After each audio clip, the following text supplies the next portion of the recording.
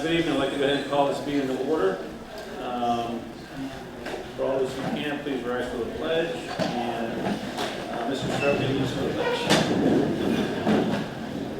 I pledge allegiance to the flag of the United States of America and to the republic for which it stands, one nation, under God, indivisible, with liberty and justice for all. Great. Thank you.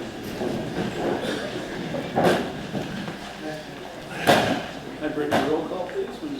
Mark Stroud. Here. Robert Bishop. Here. John Boyle. Here. Dan Esco. Here. Town Manager Tom Hutchison. Here. And our Chair Trustee. Here. Now we'll go through the minutes. We have a motion for the minutes of May 22nd, 2023. I move we approve the minutes for May 22nd, 2023. Is there a second? Second. Motion is second. All in favor? Aye. Opposed? Abstentions? Looks like we need to stand, Bob. Yeah, okay. Motion carries. Motion for the minutes of June 12, 2023. Mr. Chairman, I move that we approve minutes from Monday, June 12, 2023. Second. Motion second. Any discussion?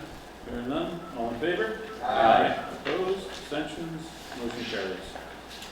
Motion to approve the minutes of June 26, 2023. Mr. Chairman, I move that we approve the minutes from June 26, 2023. Second. Motion second. All in favor? Aye. I'm abstaining. I was absent that day. Motion carries. Thank you. Motion for the minutes of July 17, 2023. Mr. Chairman, I move that we approve the minutes from July 17, 2023. Is there a second? Motion second. All in favor? Aye. Opposed? Abstentions? Motion carries. Thank you. Let's see. We were having a little discussion before. Can I have a motion to move number 16? Actually, let me pause for a second. Sorry, folks. Public address to the board. This is the time when the public may address the board on any item listed on the meeting agenda or on any issue or matter of the town. If you intend on addressing the board at this time, we ask that you do the following. Please identify yourself by name and address of the company institution you represent. Public address to the board segment will last no longer than 30 minutes. Please make your comments concise and try not to repeat statements made by others. Please address your comments to the board chair. Discussion or debate on any issue may not take place at this time. The chair or the designee may answer questions on procedural matters. Please be cordial and respectful of others. If anyone wishes to be recognized when the board discusses an agenda item, please make that request at this time. The board chair may grant this request. Address comments to the board chair and please be concise. We are meeting in person and making this meeting available via Zoom for the convenience of the public. Since we are meeting in person, we will not be responsible for any technical difficulties. So if you'd like to be sure to participate, please attend in person. Before I ask who would like to speak on any topic, item number, where to go? Number 14, I'm going to ask who would like to speak on that topic. And when we get to the agenda item, we'll do the presentation first, and then we'll open up to public comments and questions at that time. And then we'll talk about that particular thing. So you have all the information as presented as we make those, have that discussion, if that's fair. So let me just ask who would like to speak on topic number 14. Just raise your hands. Okay, thank you. And there's another topic on the agenda this evening regarding, where'd it go? It's the number 7, the nuisance dog hearing. Anyone here to speak on that particular agenda item? Okay, so there's a couple. Okay. All right. Anybody looking to speak on any other agenda item or any other topic of the town? Just raise your hand on. Yes, ma'am. I just wanted to talk about Purgatory Road. Okay. Okay. Okay. Great. Anyone else on the other topic? All right. Since Purgatory Road's not on the agenda, but feel free to come up. Come on up. Oh, it is. Licensing board. Oh, it's not on there for me. Okay, all right. We'll get to that agenda. I'm sorry. I didn't recognize it was on the agenda. Thank you. Missed that one. All right, perfect. Thank you all. Anybody else to speak to the board about any other topic? Which item, sir? It's about the fire that was on Central Avenue. Okay, come on up first, yep.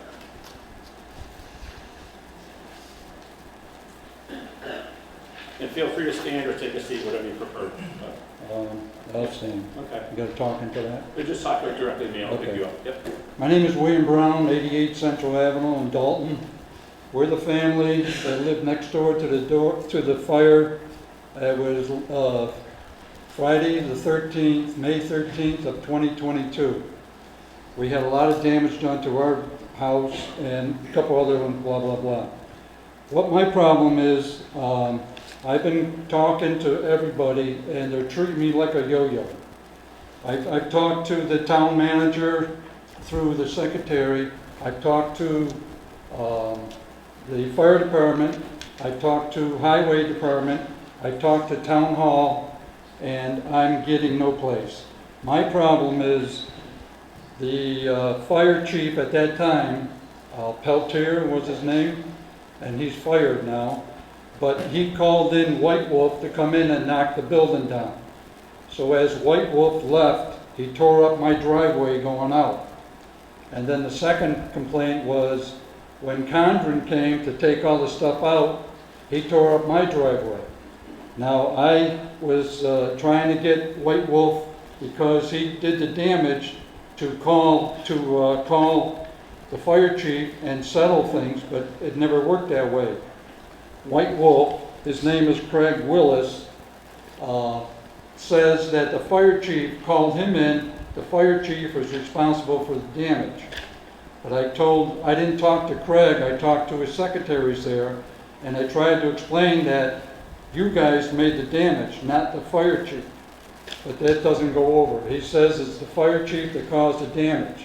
So I just went there June 5th to talk to, I think her name was Elisa, the acting chief was not there at that time, and she passed the message on. And she called White Wolf when I was standing there, and they said, no, it's up to the chief responsibility to take care of the damage. So Condren, I'm seeking $425 from White Wolf. Condren already paid $200. So I have an estimate of the guy to seal the driveway. He cannot fix it completely because you have to tear up the whole driveway, which is $7,000, and I cannot afford $7,000 to do that. And I doubt very much that any of White Wolf or anybody else is going to afford to do that themselves. So my problem was, I'm asking White Wolf for, what did I just say, $400? 425. $425, and Condren already sent in $200 to do his damage with the sealing guy. I have his estimate right here if you want to look at it. So anyways, what I'm trying to do is, I don't know who is actually responsible, but White Wolf did the damage. So I don't know how to get paid from White Wolf. I don't know if the town is going to go through the fire department to do it. I don't know who's going to do it, but I'm asking for $400 to have it sealed. I can be happy to give you a little guidance, is that the fire district is separate from town management, and I would suggest taking it up with the fire district and the water commissioners, as they would have subcontracted to White Wolf for that particular work, and that would not come through the town. Mr. Chairman, what are the chances that we have Mr. Driscoll right here in a white shirt? It's not on the agenda tonight, we can't. Yeah, I'm telling you. yeah. Yeah, Discussion with you. sure. Mr. Driscoll is here with a white shirt, he's on the weather commission. Sure. You just, Mr. Driscoll, if you can just raise your hand, that's the chair of the water commission. Okay. So the fire district is a separate component of town, and they would be responsible for that. So the fire district is responsible? They would subcontract to White Wolf. If White Wolf did the damage, then there's some insurance somewhere, I would assume. White Wolf's insurance company? I don't know. See, that's what, nobody knows. But Mr. Driscoll is the chair of the water commission, which oversees the fire district, and should be able to give you the guidance you need to get it done. have a claim completed. Okay, it's just, it's very frustrating I hear you. to go through all this like this, and nobody really knows an answer. So maybe Mr. Driscoll can give me a final. That would be my recommendation. Thank you. Yep. Thank you. Thank you, Mark. Sorry about that. Where can I talk to you about this thing? Okay, appointment ratifications, number 6. Mr. Hutchinson. Yes, some of these people have been able to make it and some haven't. But Christine Rawson has applied to be a member of the Cultural Council and has been recommended by that council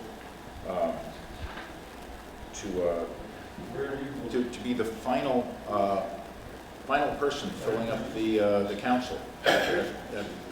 That eliminates all their vacancies.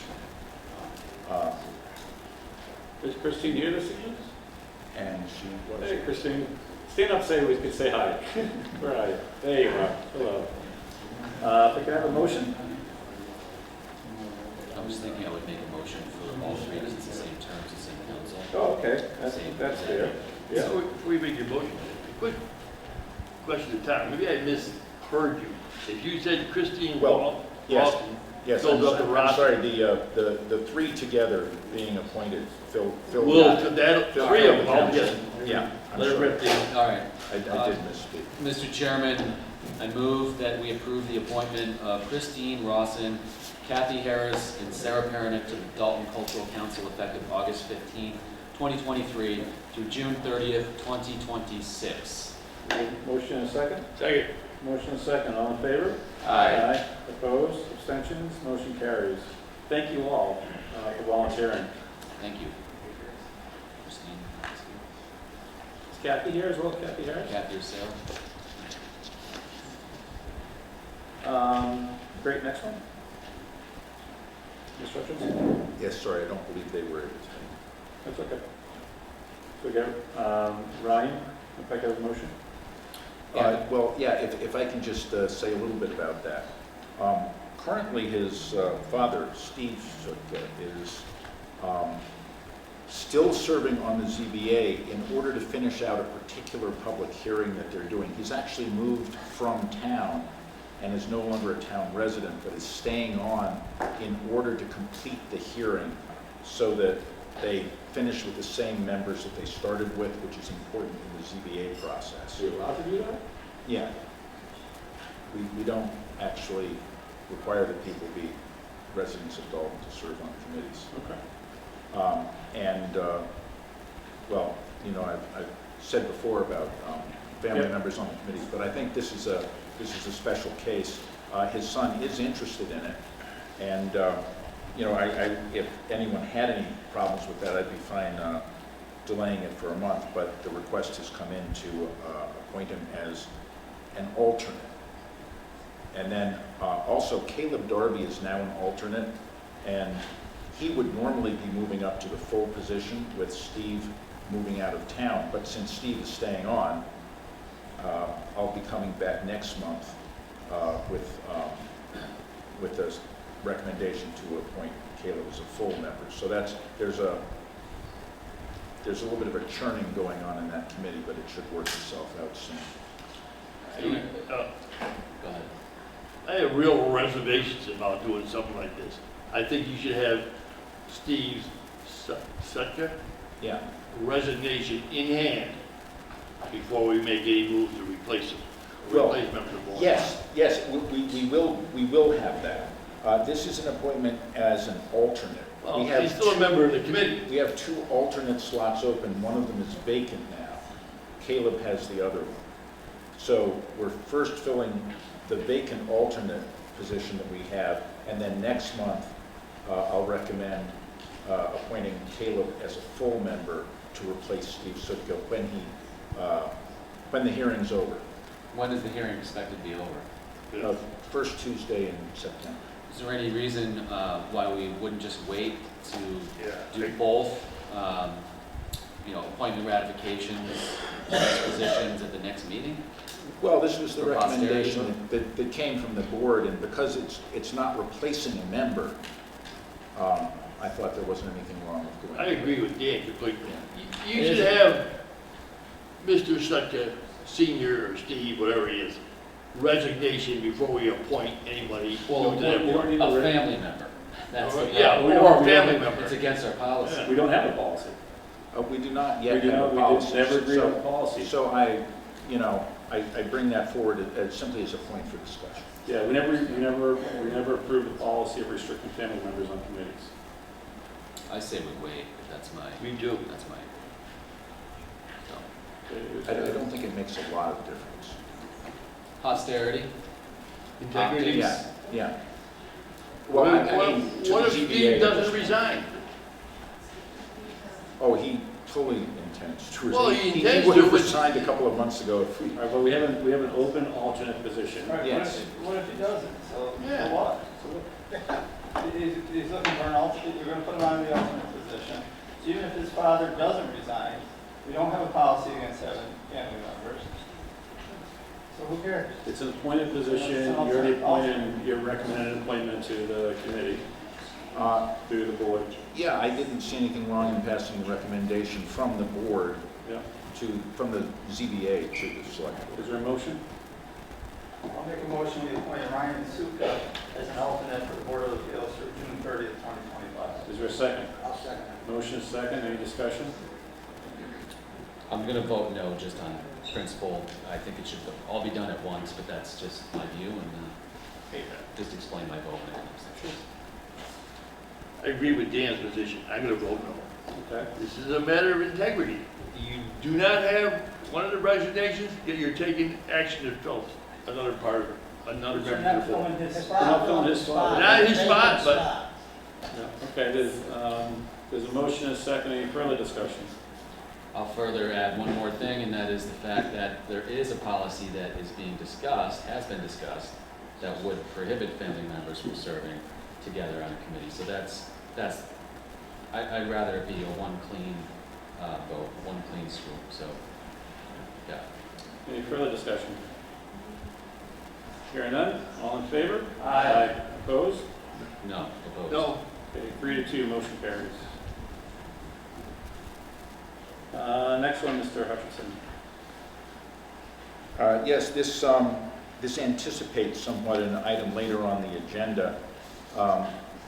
The recommendation is to appoint Kim Wilt, the Assistant Library Director at this point, as interim library director, effective August 27th, when we received a letter of resignation from the library director, and we'll be speaking to that later in the meeting, but this is to replace that position until a permanent director is hired. Is Ms. Gwilt with us tonight? Yes. Thank you. Yeah, I'll do the motion. Okay, is there a motion? Yep. Mr. Chairman, I move that we approve the appointment of Kim Gwilt as interim library director effective August 23rd, 2023, until a permanent director is hired. Thank you, sir. Oh, that's August 27th, my apologies. Is there a second? second. Motion is second, any discussion? Hearing none, all in favor? Aye. Opposed, abstentions, motion carries. And thank you, Kim, for stepping into that role. We will be talking about Rob's in the next section, so hang out with us for a little bit. Okay. Is there, let's see, Ms. Hutchinson, poll workers effective September 1st.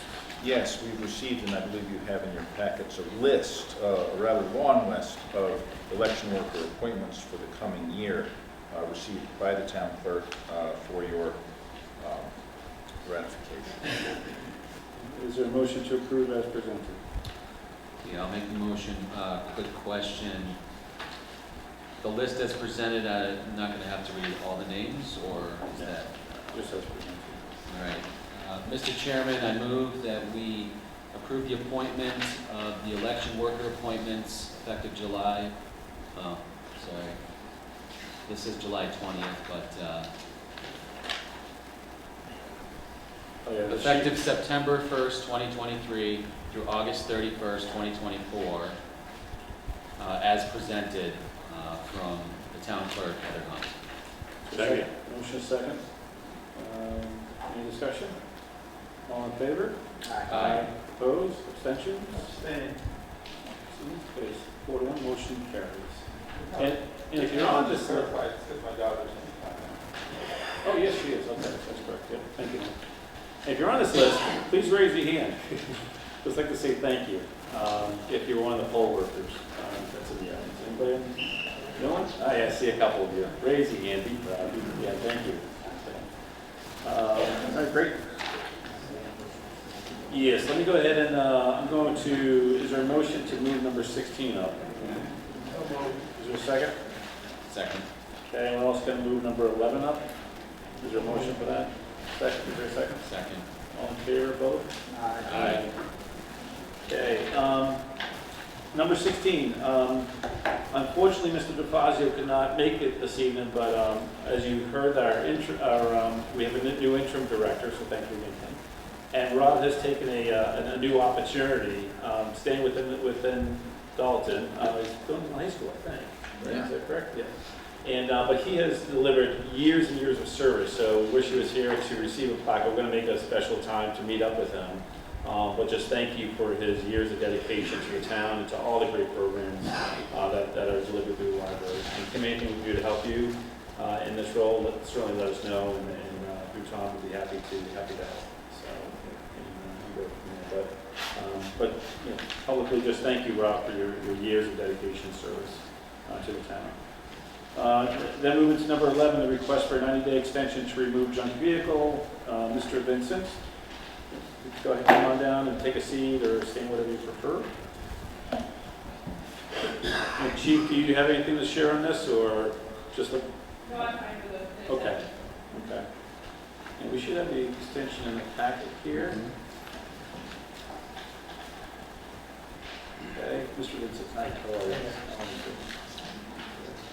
So you're requesting, let's see, a 90-day extension? Yes, please. Okay.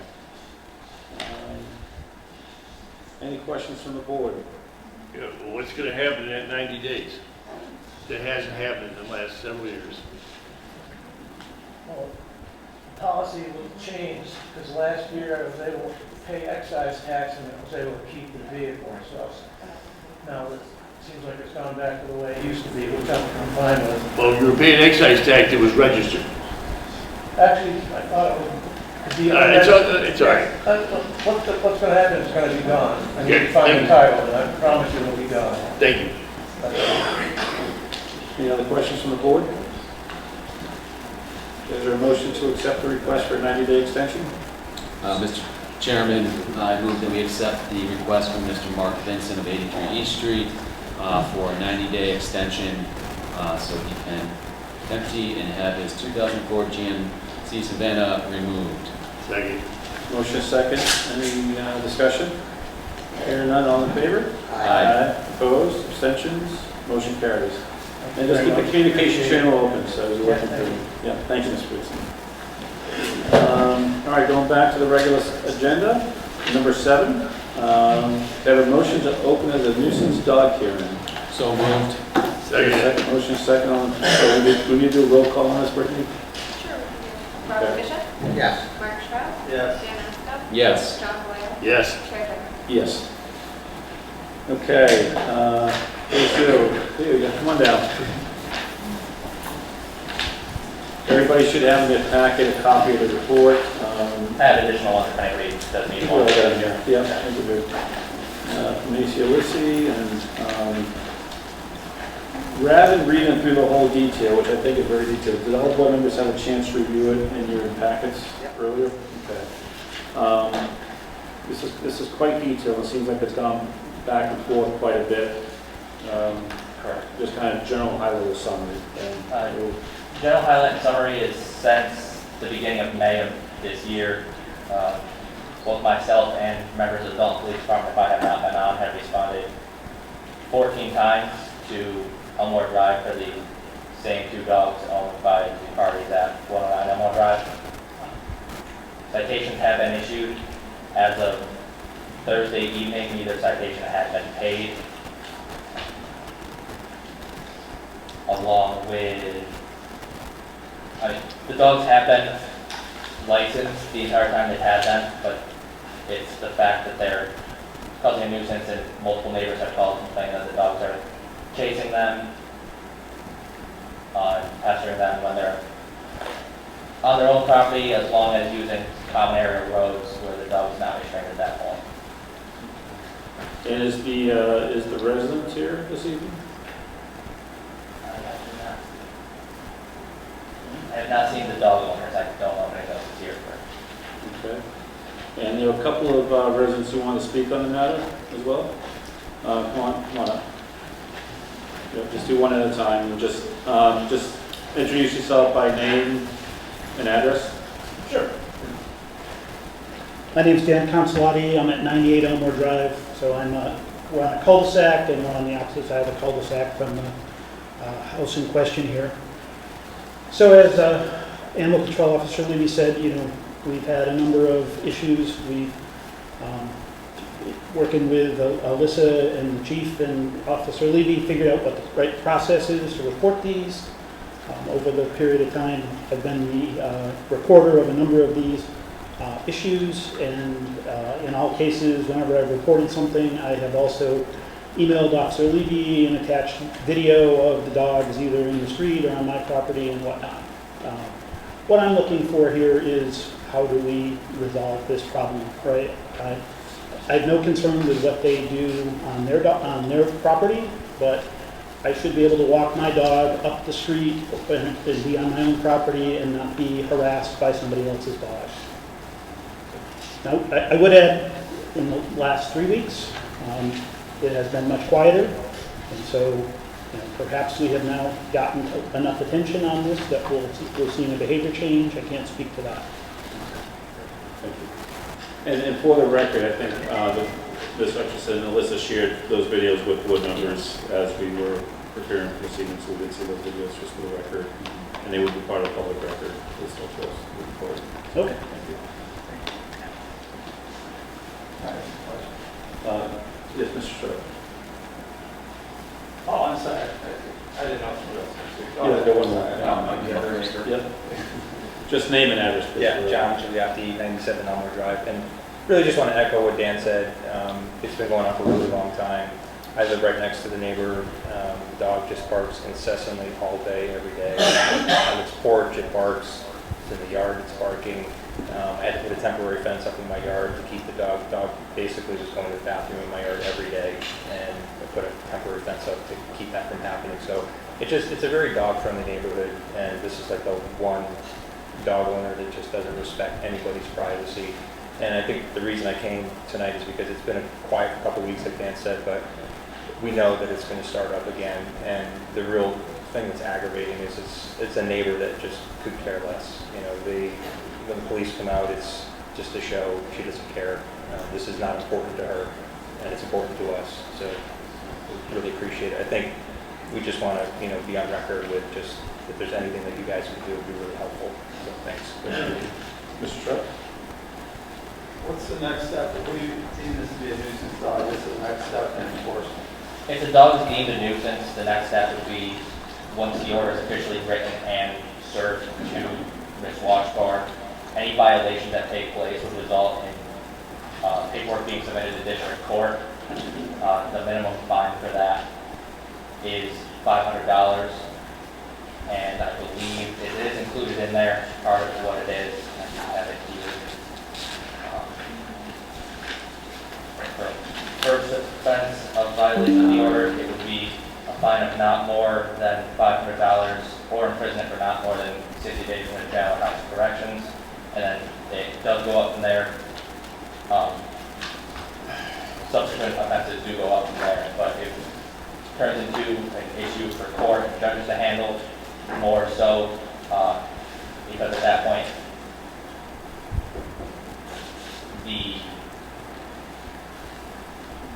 police departments can't issue citations over so much, along with myself, so the court issue goes into that, and they can, there's also a set of additional regulations that a court can put into effect on the dog owner, such as forfeiture of dogs that tonight's hearing cannot do.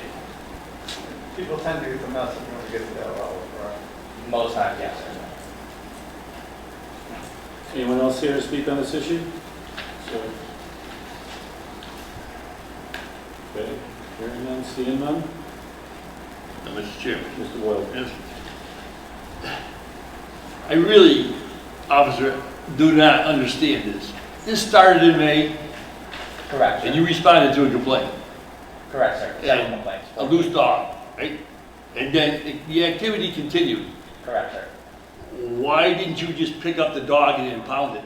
I don't understand why it takes 4 months. Even if I had picked up the dog, sir, the dog would have, by law, had to go back to the owner.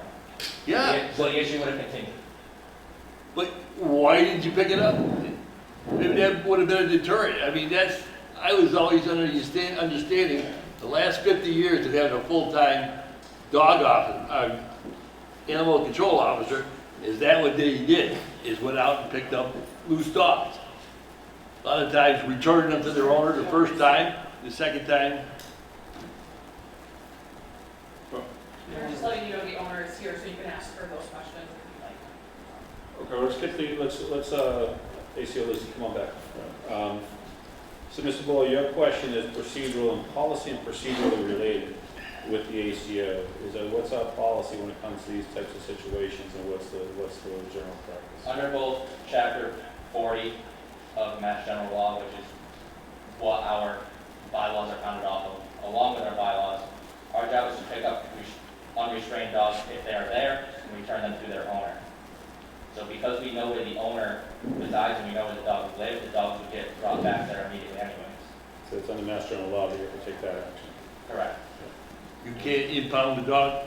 Even if we know where the dog lives, we have to return the dog to where the dog belongs if an owner is present. Anytime that we responded, the owner was present and the dogs were already back inside upon our arrival. But with the evidence that the neighbors had provided, with timestamp video showing that the dogs were off leash, off property, it is enough to come here tonight with this hearing to hopefully be able to get some further measures in place. Okay, thank you.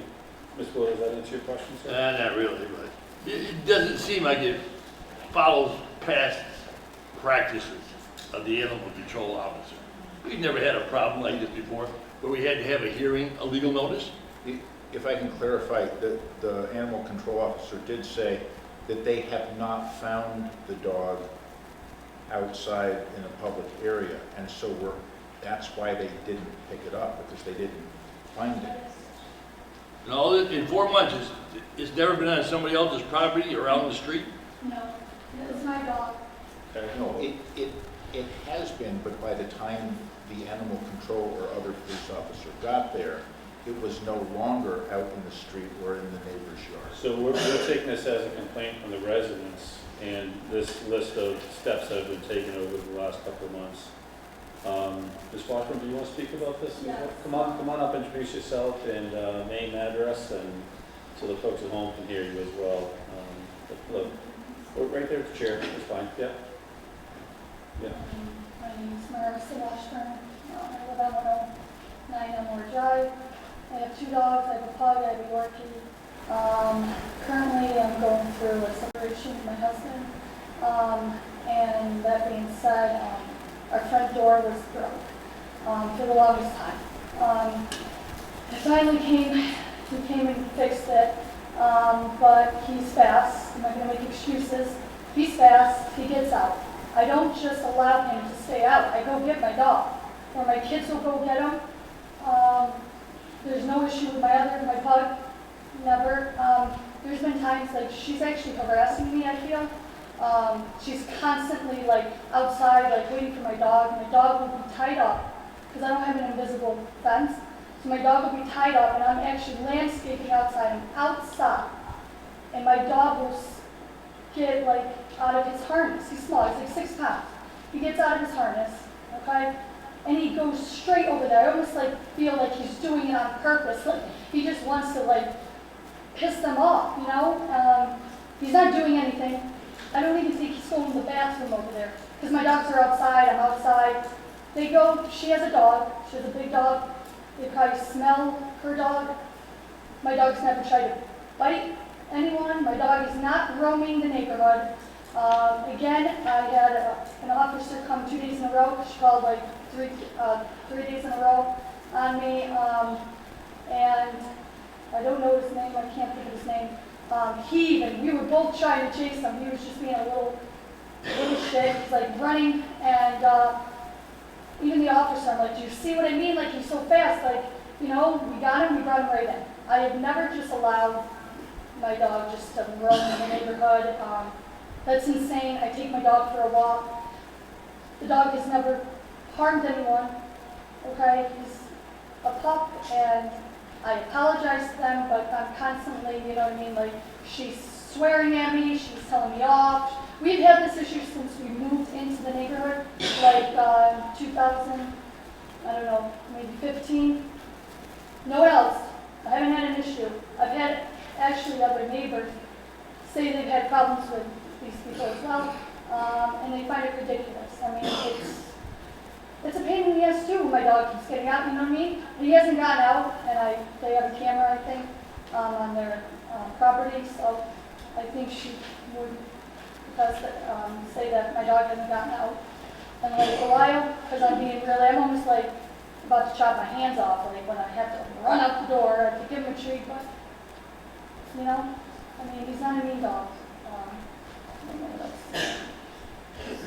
Any questions from the board?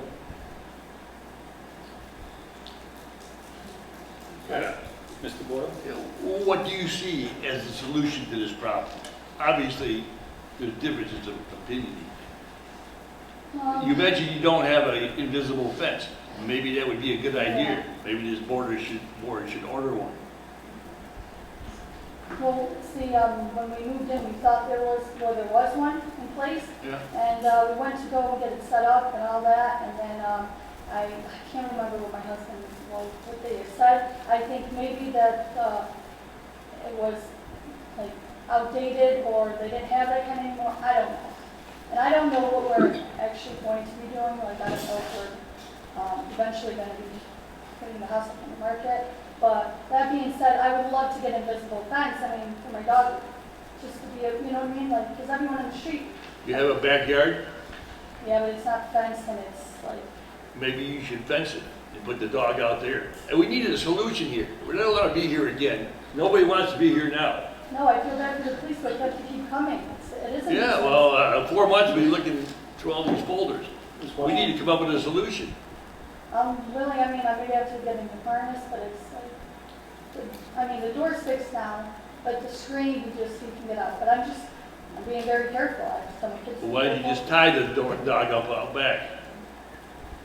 Well, that's not, no, I have put him on like when I'm in the front with the dog, he's that one of the days, like when she flipped on me and telling me off, the dog I was outside, and the dog slipped out of his harness. I wasn't even inside, I was outside, I was right there.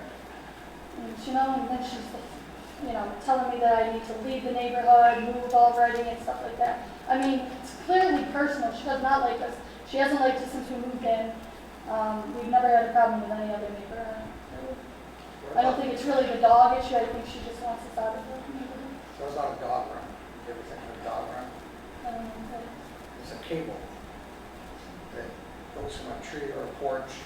It's a long line. You just hook the dog to it and it's got a wheel on it and you can run up and down. Okay. Yeah, I want to do something, because I'm putting him on my back deck now with one of the baby fence. And I mean, I don't want him to go in the bathroom on my deck, but it's like. Ms. Washburn, I live over in Audrey Drive, so I'm very familiar with Elmore. And Okay. my dog gets loose when she was a pup constantly, and actually ran over Elmore a few times, and then had to figure out how to restrain her differently. A little bit bigger for a dog, but I do have one question for you, man. Is the attempts that our ACO has made to resolve this issue with you and the neighbors, and there's a couple of fines that are currently outstanding as well? Correct. Correct? Yeah, So there's steps in that. So, Yeah. you know, the proactive assistance from you, I know it's hard because I've been there with a dog getting loose and just kind of getting out of the harness and all the other things, right? I think, you know, if I read this, there's a lot here, and I think it's just a neighborly, you know, I don't intend to preach. I intend to say I know how dogs get loose because it happens to me. But the communication with our ACO is really, really important to these matters because he or the Dalton police can intervene and help. But it seems like in this case, it's gone non-discussed, or lack of engagement. So that's what I think is why we're here tonight, is because that conversation hasn't occurred.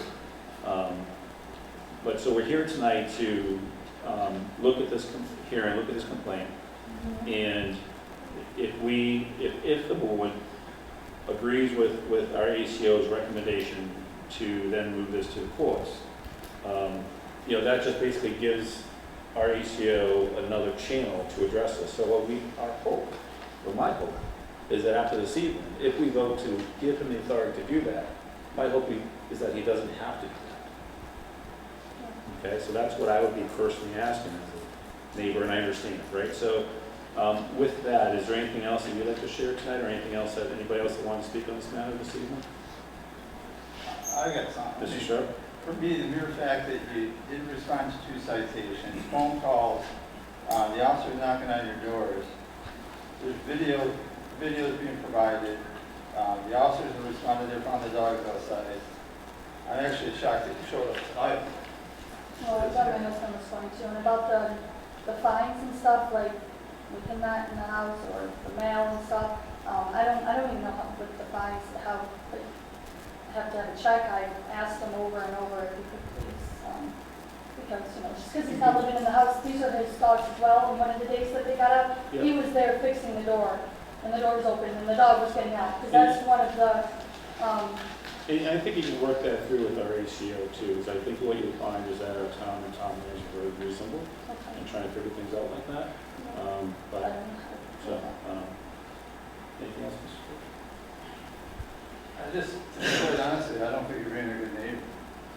I think we need to take this step to hold you accountable, because we've tried doing it the other way, issuing citations and knocking on your door and leaving phone calls. Well, you're not responding to it, so I think we have to take this action. well, again, I apologize, I'm in the middle of like a disaster in my life, a divorce stuff with my children, and, right now I'm the only one in the house, and, so the dogs are going through a lot as well. When he comes, the dogs, they're angry. I mean, listen, it's a dog, it happens. I mean, you know how many dogs get out? The officer said, oh my God, my dog just got out. My 106-pound dog just got out the other day, and, thank God my neighbors are not calling. I mean, it's just, I apologize. My dog has not gotten out in probably about a few weeks. I mean, I've been doing everything in my power. I don't want to bother them. I don't even know them. I don't want to bother them. So, Let's go ahead and address this request by our ACO. Anything else to add? No, just my professional recommendation is to basically, as stipulate on the order that any time the dogs are outside of a four-wall structure, they have to be tied up, which is basically in addition to the bylaw that says anytime it's off or property needs to be restrained. That way it adds a little bit more of caution to you're making sure the dog's hooked up before you go outside, you bring that into the tie out inside. So you're asking to extend that onto this, so this be amended to that? Correct. It was on the log drawn out one, I believe, the back side of it as well. Page 2 of the, I'm just trying to find out where that is on this. so it's added to this one as well. I have a question.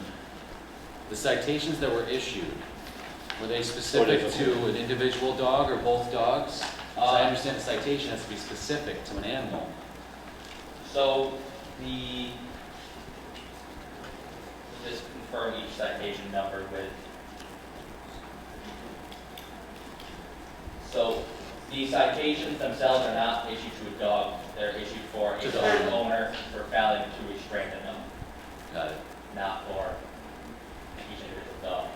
The first one was done, I believe, the end of May. The second one was June. So there's about a month between each citation. Which dogs were actually involved, though?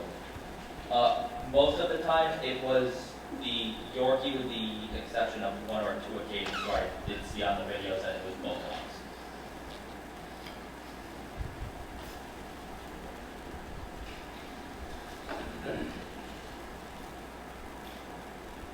but your stipulation on this document is that both dogs must be humanely restrained anytime the dog is outside a solid wall building, basically outside the home.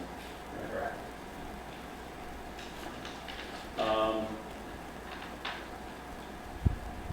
Any other comments from the board or questions?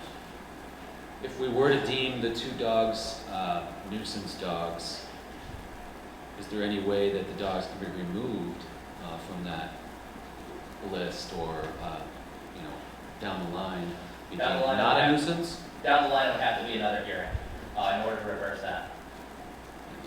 My department's never read that out, but maybe once. So should we, if we do this evening, would that be, what would be your recommendation? A 60-day review, a 90-day review? That's at the discretion of what you guys think would be necessary for that. A lot of the time, once the order is issued, we don't tend to have many follow-up issues. Okay. A lot of the time, in the hearings I've done, we haven't done follow-up ones because we haven't had the need to, and President 10 asked Okay. as well. So Ms. Walker could ask for that to be off that list or come back to us and say, Correct. let's do a She could review. request a hearing to Okay. look at. All right. Any other questions from the board? Yeah, I got a couple. Let's go. The town manager, how much did this legal ad cost us in the paper? I don't have that figure on me, I'm sorry. Okay, thank you. Okay. The second comment, I'd just like to say that I think this board should remand this solution to this problem to the animal control officer and the police chief to take the appropriate action. Sir, in order to do that, we would have to do a full bylaw review of our animal bylaws, and you as a select board would have to review the bylaws if you want to change who the hearing authority for animal-related issues is.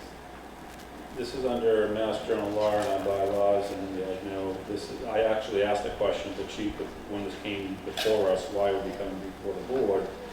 I was pointed to the bylaw and the Mass General Law, and that's why we're here this evening. In my whatever number of years, Mr. Boyle, you've been, and Mr. Bishop, you've been here much, much longer than the rest of us. And so I appreciate the history of the board. I can't recall this ever coming before the board before.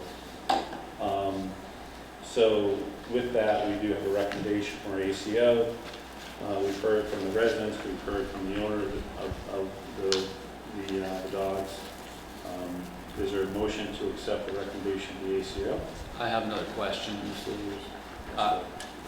What is the fine, again, should the dogs be unrestrained if we were to deem them a nuisance? We would submit paperwork to the court, and there would be a clerk's magistrate's hearing, and the fines are not more than $500 for first offense, with not more than 60 days imprisonment in House of Corrections, and further steps from the fines are increased from there as well. Is that $500, is that per dog, so it could be 1,000? It'd be per dog on the order that we submitted to the courts, yes. So it could be a $1,000 fine. If both dogs got out, yes, but it would be Thank you. a conviction through the court. And that's up to the discretion of the clerk magistrate. It's up to, it doesn't mean it's one. Up to 500.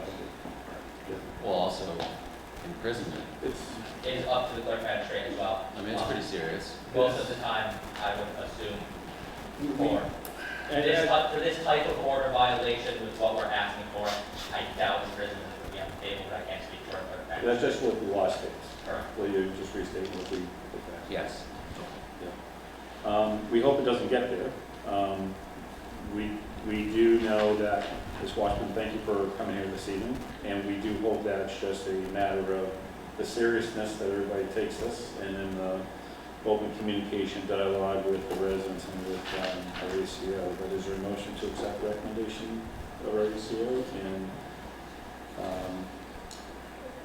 these dogs be identified as nuisance dogs based upon the facts in front of us? Is there a motion for that? So moved. Is there a second? Second. Okay, motion is second. Any further discussion from the board? A clarification. Does this motion include the recommendation that the dogs be humanely restrained any time that the dog is outside of the solid wall of the building? Yes. Thank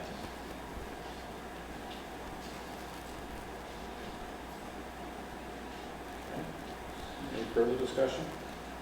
Mr. Chairman, I would just like to say to Ms. Washburn, I think you could avoid all this by taking the appropriate action. I think you're fully capable of it, or finding out how to institute a dog run, or a restraint, or an invisible fence in the back of your house.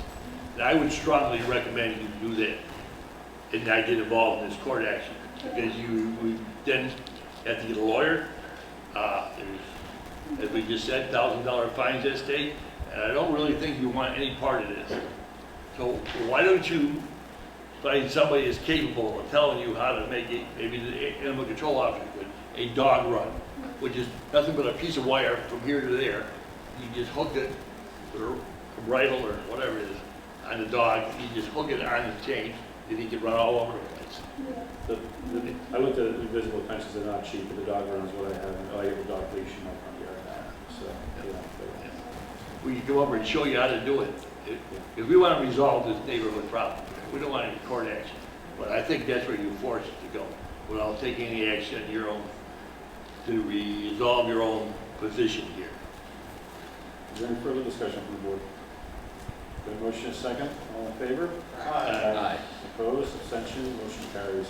But thank you for coming here tonight. It's knowledge to work through the matter with our ACO. And then, and if you have any, just collaborate. What about the fines? Sorry? What about the fines? I think the fines, if you talk with our ACO in our town, even if I'm not sure what the total fines are that are currently posed, but even if there's a payment plan, Mr. Hutchinson, I'm kind of talking off the cuff what I think is right. If there's a payment plan, that might be one option. If there's a hardship, that might be another option. I don't know but you work that through with our town manager and our ACO, and we'll be happy to collaborate with you and understand what your situation is. So someone can get hold of me? I'm sorry?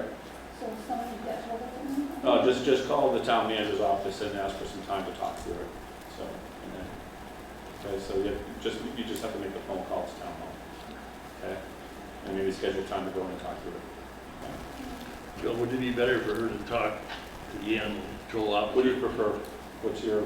You know, he's got the time. The town manager is a busy. When it comes to fines, I can speak partially on it, but then as for payment plans and stuff, I wouldn't know anything. Okay. So would that be Tom, you or or town clerk on fine? Who handles the fines? That would be the collector. The collector?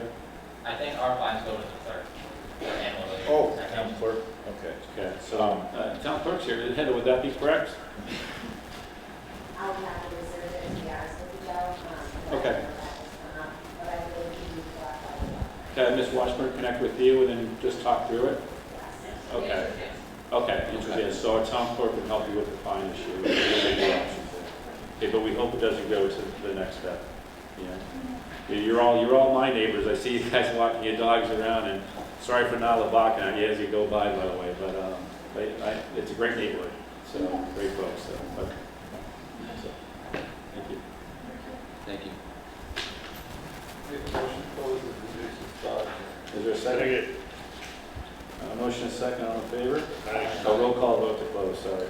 Robert Bishop? Yes. Mark Stroud? Yes. Dan Asco? Yes. John Boyle? Yes. Joe Gibbard?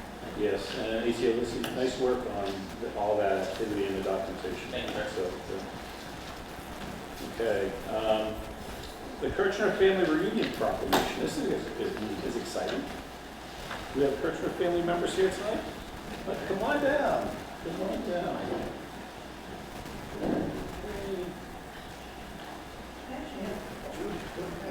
Yeah. And do we have a nice formal document, Tom, in town? Oh, is this, that's what here is here, right? Mm-hmm. Proclamation of That's the one we're going to sign. Sign. I'll read this one. Okay. we can just sign one. Yeah, that one. There's a nice one in color. And Suitable for the record, framing. your name and address. Mary Kirchner Lampe, and it's 27 Country Road in Hinsdale now. Grew up on Kirchner Road, spent 99% of my life there. We have a great proclamation to celebrate the 100 consecutive family reunion of the Kirchner family. Mr. Esco, you want to read that for the record?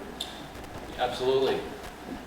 On the occasion of the 100th consecutive family reunion of the Kirchner family, recognizing that Matthias and Sabina Kirchner, together with their 4 children, arrived in Dalton on April 4th, 1853, and that the Kirchner family has contributed greatly to the town of Dalton for many years, including Robert Kirchner serving as fire chief, Norman Kirchner serving on the finance committee, Grace Bergner Kirchner serving on the historical commission, and Mary Kirchner Lamke serving on the planning board and board of appeals, the council on aging, building committee, and the Americans with Disabilities Act committee.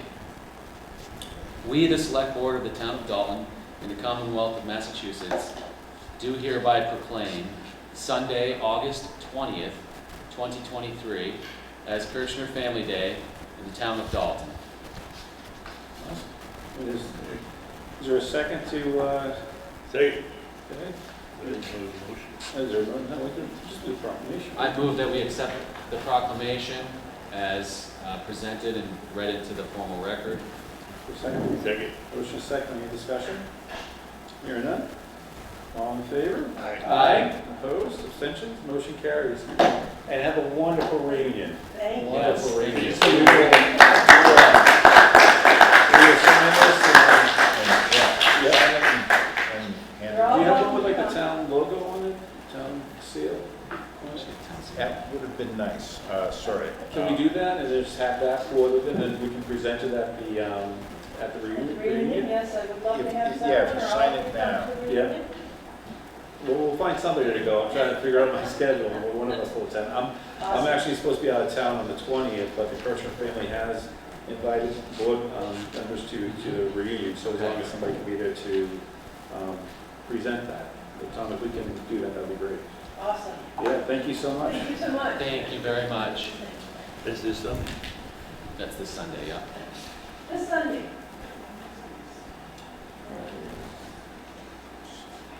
Let's see, where is it?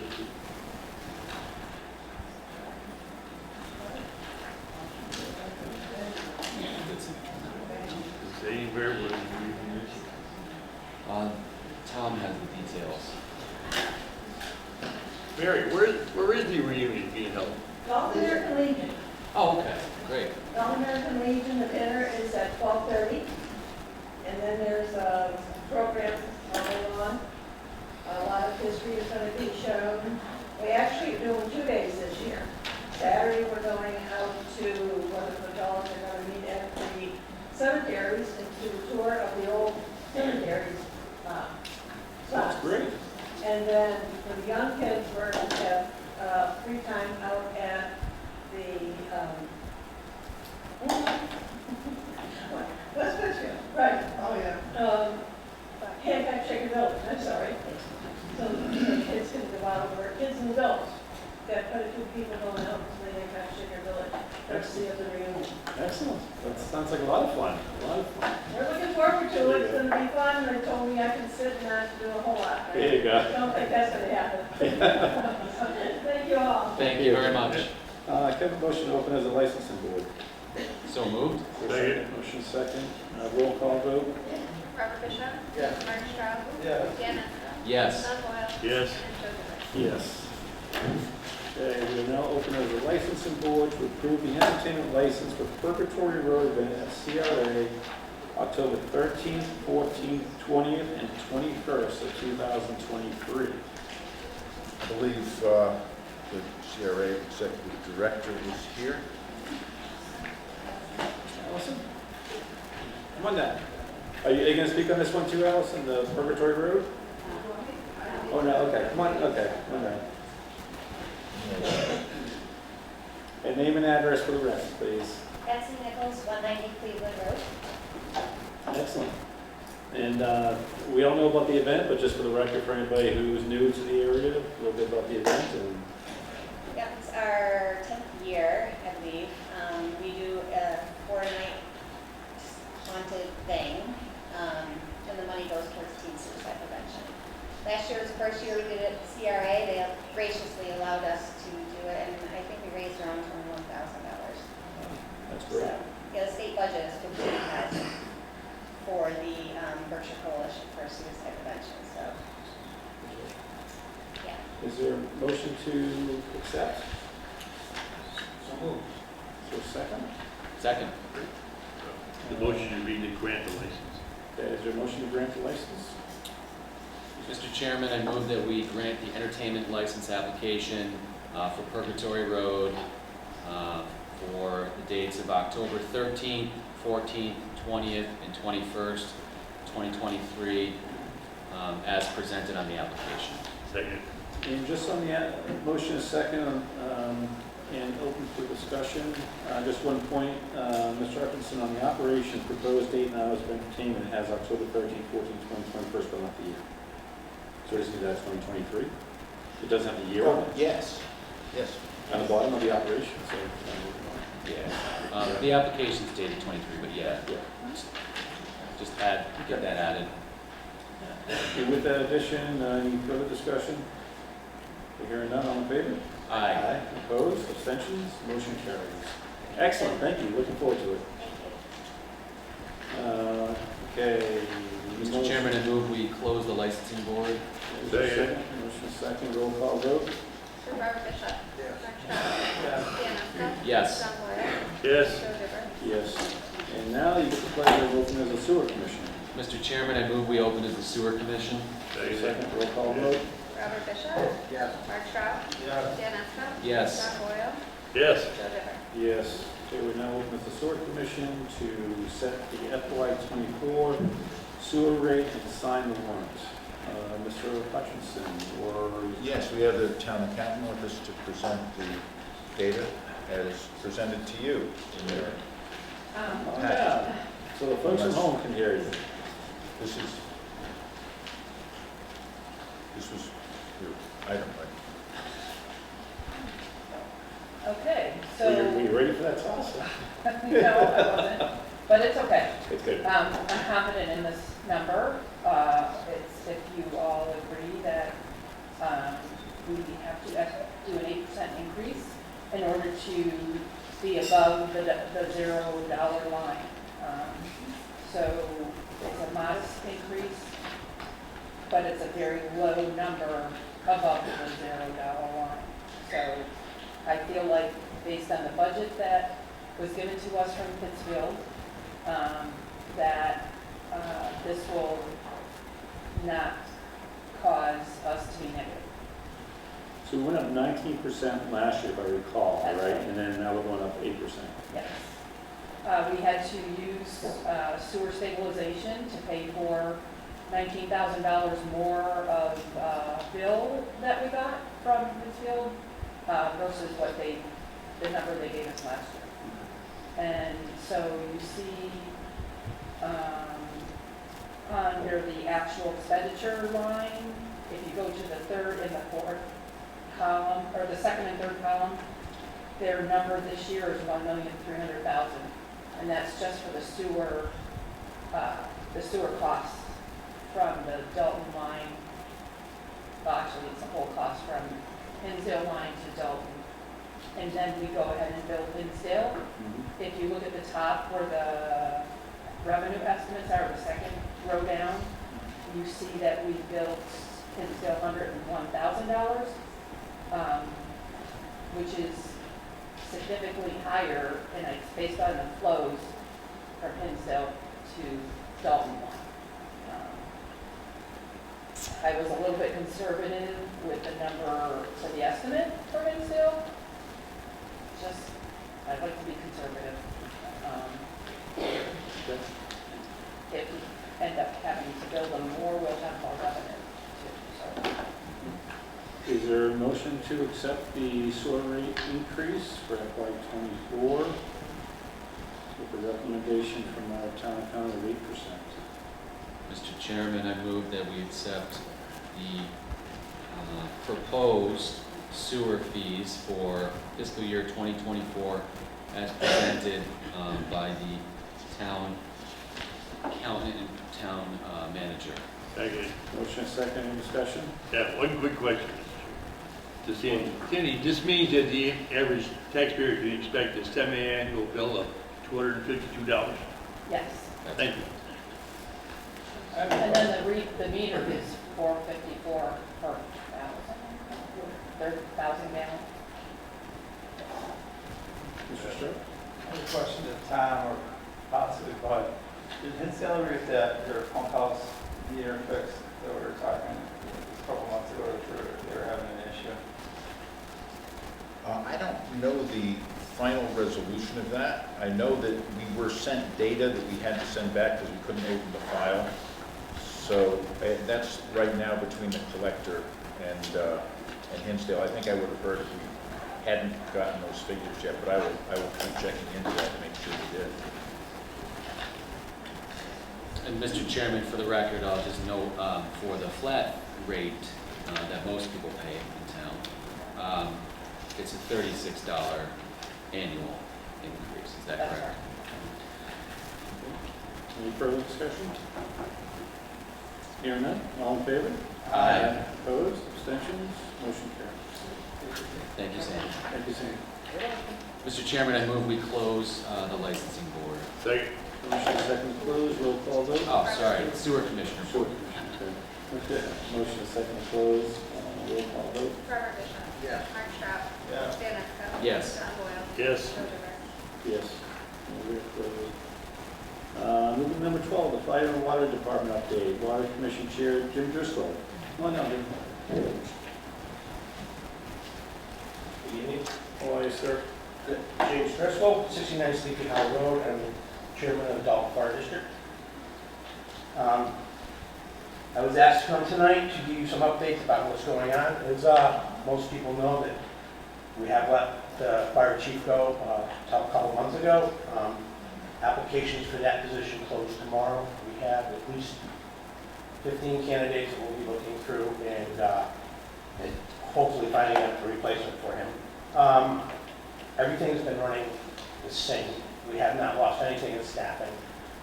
Fire ambulance calls are all being answered as long as we have the availability to get to them. So there's no letdown in services. Like I said, we've fully staffed the ambulance side of this. So we're good in the volunteer side for the fire department is strong.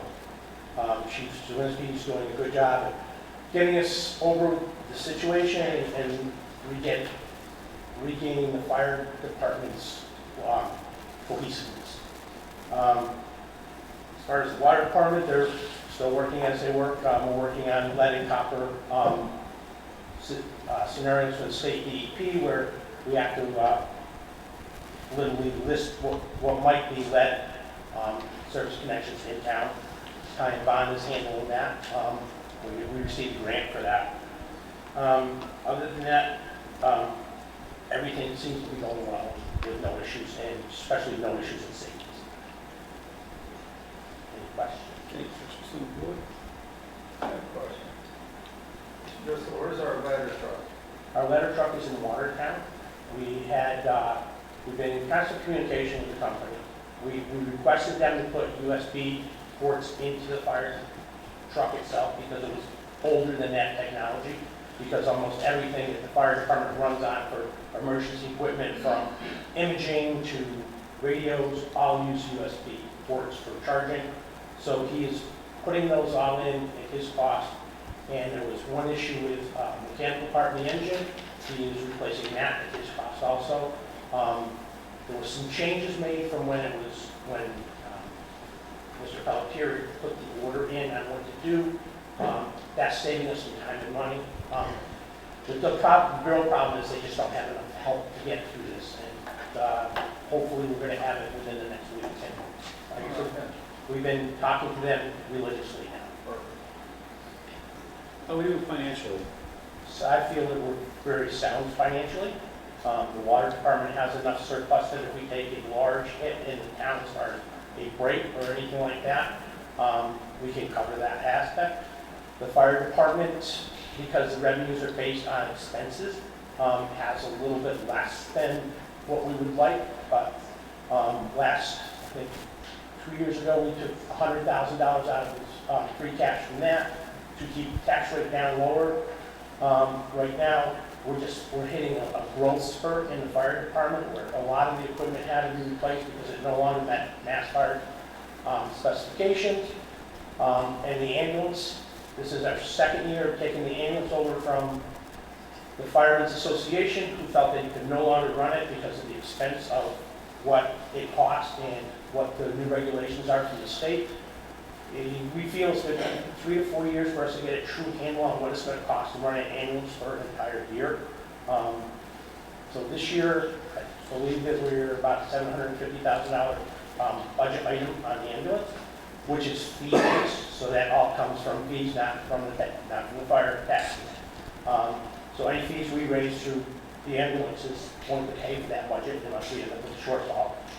We've gone to ALS. We're one of the fastest in the state to get to ALS because we were losing so much of the income of an ambulance run to counter action because we didn't have paramedics. Now we're fully staffed paramedic too. So we can answer any call. And we're in the process of having the second truck running during the day. If we're on a call, we can get the second one out. We're just working on the staffing on that, trying to do it as per diem. Just so the folks at home know, how do you prioritize those ambulance calls for Dalton versus other towns and cities? We're mutual aid. We can't really, I mean, we will answer Dalton first, but if we're on a call, we cannot not answer that call and come back and go to Dalton. So we're on a mutual aid basis with the rest of the ambulance systems in Berkshire County. So if there is not enough available, they will call us out if we're. So if you get a Medicare run in Lanesboro and their reimbursement is, I don't know, Medicare rates. Mm-hmm. And when you look at the costs around that service, how do we get offset because of taxes? Do we actually break even? Or do we make a profit in the ambulance service? Well, I don't think anybody will ever make a profit in the ambulance service. So our taxes subsidize the ambulance service for other towns is kind of my question. Probably in certain aspects, yes. It's a human life. You can't not answer the call. I get it. And so we answer as many of our local calls as possible. And again, unless we're out on a call, which we can't control because we've been called out, then we're in the station, we're going to answer anything at all. But then again, yeah. what you're saying is that we're based on a fee system. So we do get fees for calls. Yes, you get a lot less from Medicare than you do from private insurance. You get a lot less for state. Yeah. But that's across the board. Yeah. And so, there could be a heart attack in Lanesboro, and we could be transporting Medicaid or Medicare here. It doesn't, it's going to be out, it's going to be running. And we feel that if we can't get to one of our own calls, we have to feel that somebody's coming in for us. In other words, if our ambulance is out, and it's out, I mean, there's a lot of, I think we had 91 runs already last month. What is the percentage of runs out of town versus in town on an annual basis? I think we're about a quarter of the runs that we have to make are outside town. So 75% in town? In town. And like I said, because we're only 2 years into the ambulance,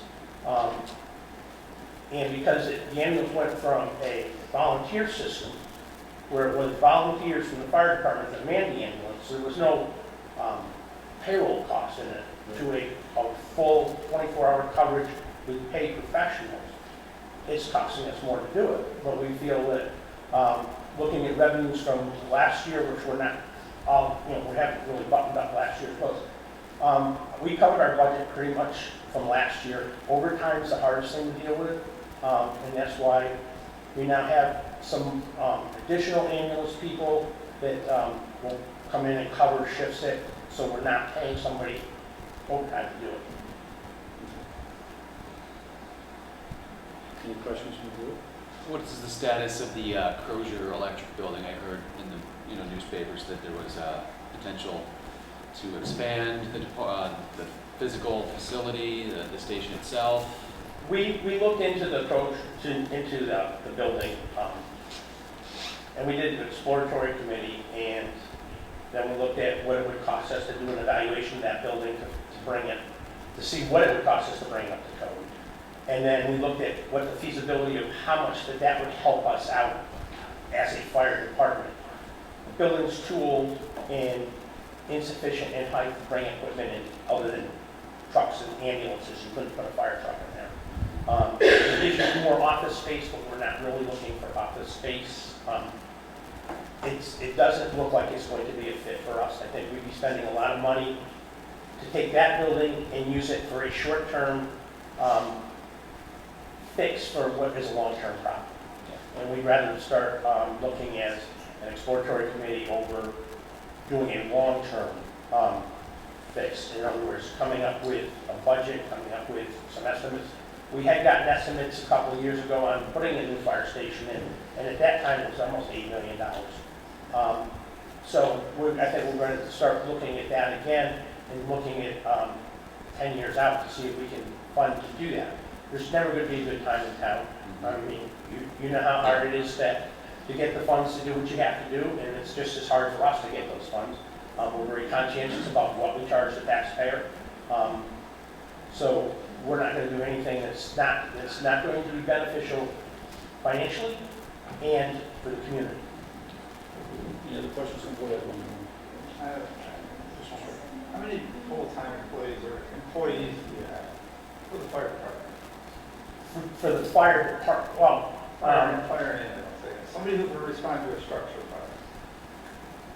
Full-time versus volunteers, Mr. Short? Yeah, that was going to be the next question. How many volunteers? so all of our ambulance personnel are ambulance/firefighters. Okay, so there's 8 full-time ambulance/firefighters.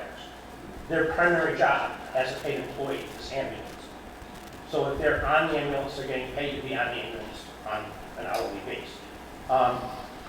The fire department does not, as far as paid professionals, the chief is one. The assistant chief is a part-time job. So there's really only one side on that.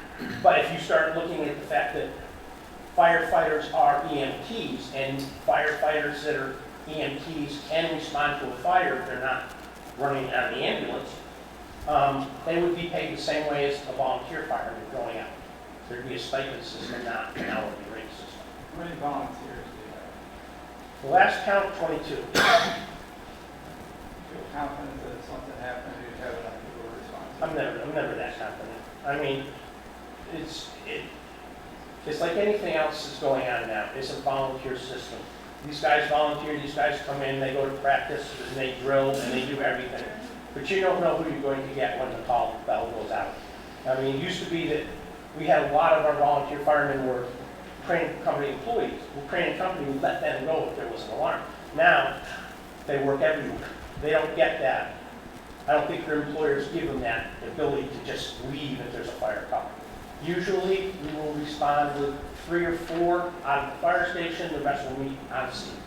And I don't think we'll ever have an issue covering a fire. I just can't say that, there's always going to be enough. I don't think there can ever be enough guys on fire.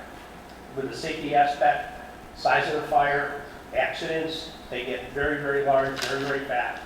And I would say that most of the major calls we have in town, we get almost a full, all the volunteers, we get full staff with that.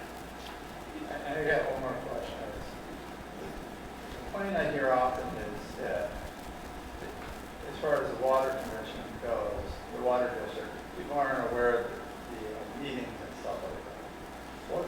What steps have you guys taken to publish them and make them more open to the public? The meetings are posted on the door of the fire department every time there's a meeting. It's where it's historically always been posted. It's where we told we legally have to have it posted. We post it on the town hall bulletin board. We post it on our website. We post it on my account. On my what? My account. That's the Dalton. Yeah. And Jim, just so you know, it's not consistent. Pardon me? It's not consistent on the website. We were aware that it wasn't always getting posted there. We were much more diligent to make sure it's posted everywhere now. The one question I have, just to throw it out there, maybe it's another discussion. You mentioned that the volunteer force from Crane, they were released to go fight fires. Now that has operationally changed because people are working for more private companies, it's hard to be released.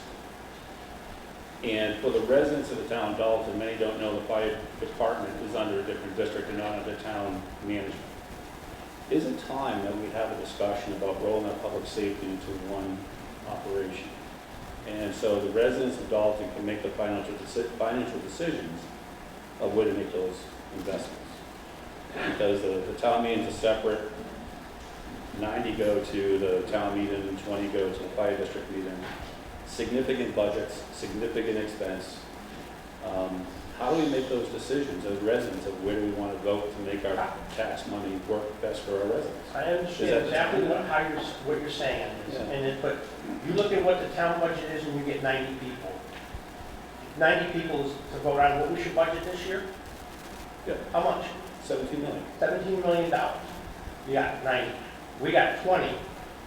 We had not counting the ambulance because it's not a budgeted or taxed item. We had 1.6 million, 20 people voted. Our water rates have stayed the same for 15 years. No issue. I know, but we're as transparent as we can be. I mean, it used to be where you could put an ad in the Eagle and 90% of the people would see it. Now, 90% of the people don't get the Eagle anymore.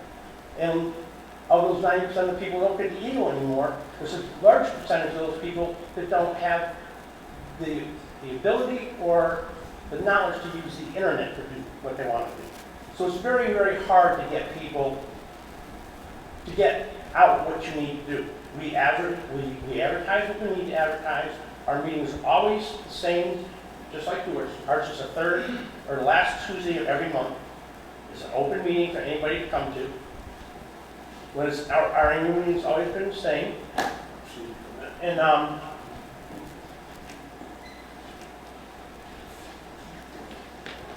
we've never had a budget not passed. I think that the citizens that come to the meeting feel that we're doing a responsible job of what we're doing. If the discussion is to move the fire department under the town, I think that I would be up to them to do that. But that's another service now that the town's got to deal with on top of the budgets they're working on. I think that when you have, it'd be hard to combine the meetings because your meetings, especially your annual meetings, take up a lot of time. Between the school budgets and your operational budgets, we have to have a 2-night or 3-night meeting in order to get through what you have to get through for us to get to what we have to get to. And I know for a fact that in most town annual meetings, that once the school budget's passed, a lot of people leave and you're down to a smaller group to do this. So it's hard. How do you get the voters engaged? We'd like them to come. We'd like them to say, they don't want to pay that money. That, it is their right to vote no on anything that's proposed to them. And so we try hard to do what we need to do. I don't think that the town itself is having an issue with safety with the fire department. I mean, if we look at the list of calls, how many calls we answer everything that comes in. So, under one management, I don't understand why it would be better to be under the town. Yeah, the only reason, there are a couple of reasons I would suggest, and this is a topic for another day. When we look at our ADA report that we just received, our police department does not meet ADA standards. Mm-hmm. So we're going to have to do something in the next 5 years. Mm-hmm. Fire department needs more space. Wouldn't it be great to put them both under one operation to say, can we have one safety department? Just things, we got to think strategically down the road. No, I agree that's an avenue we should look at. Yeah. And I've also talked with people from the state where we could look at regional fire departments. Where we try to do that with the police department and it goes so well. Yeah, I don't know how well it would even go with the fire department, but the state likes to take the small towns and regionalize all their services because it's more controllable. But yeah, I mean, I agree. It would be much more efficient if we put up one building for both as opposed to 2 different buildings. But I think it's something we can work on even under the system we have now.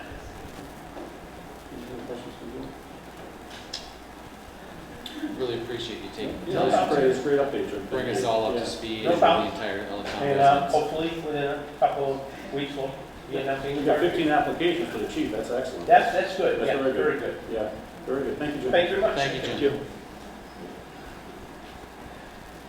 Okay, number 13, the proposed climate policy from the Green Committee. Did I miss anything for this? Oh, no, we didn't get this one. Okay. Dr. Irwin. And Dr. Irwin, for clarification on this policy we're going to review tonight, are you seeking the select board's approval on the policy or just information? Ultimately, I wish their approval. For tonight? Well, it'd be lovely if you gave it What was your tonight. expectation walking into this? That you're probably going to want to review it after I tell it to you Okay. tonight. Okay, just want to make sure. Okay. That's pretty standard. Okay, yeah. I mean, but if you said, oh my God, I got to sign it tonight. No, I don't stand in your just want to way. make sure, just want to make sure, that's all.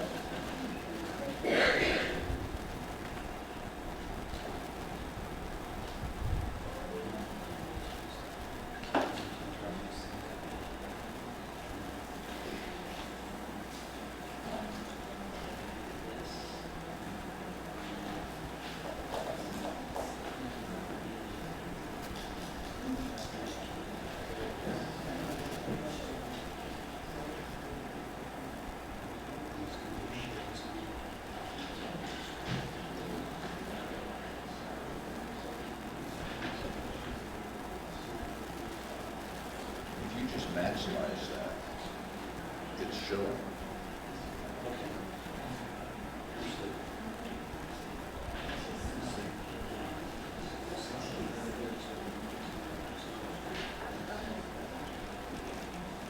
Want to share? Oh, okay.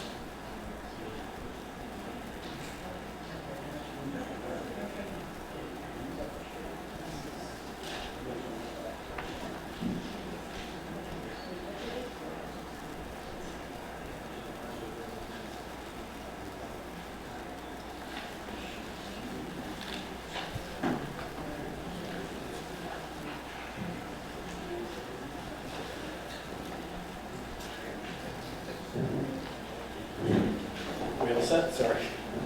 Wait, Dr. Elliott. Mr. Chairman, Select Board members, good evening and thank you for hearing this presentation in support of Dalton adopting the climate change preparedness policy. Although not specifically required to obtain grants, having a climate policy certainly is strongly encouraged and will be advantage Dalton in competitive situations where not having a policy may be a deciding factor in grant income.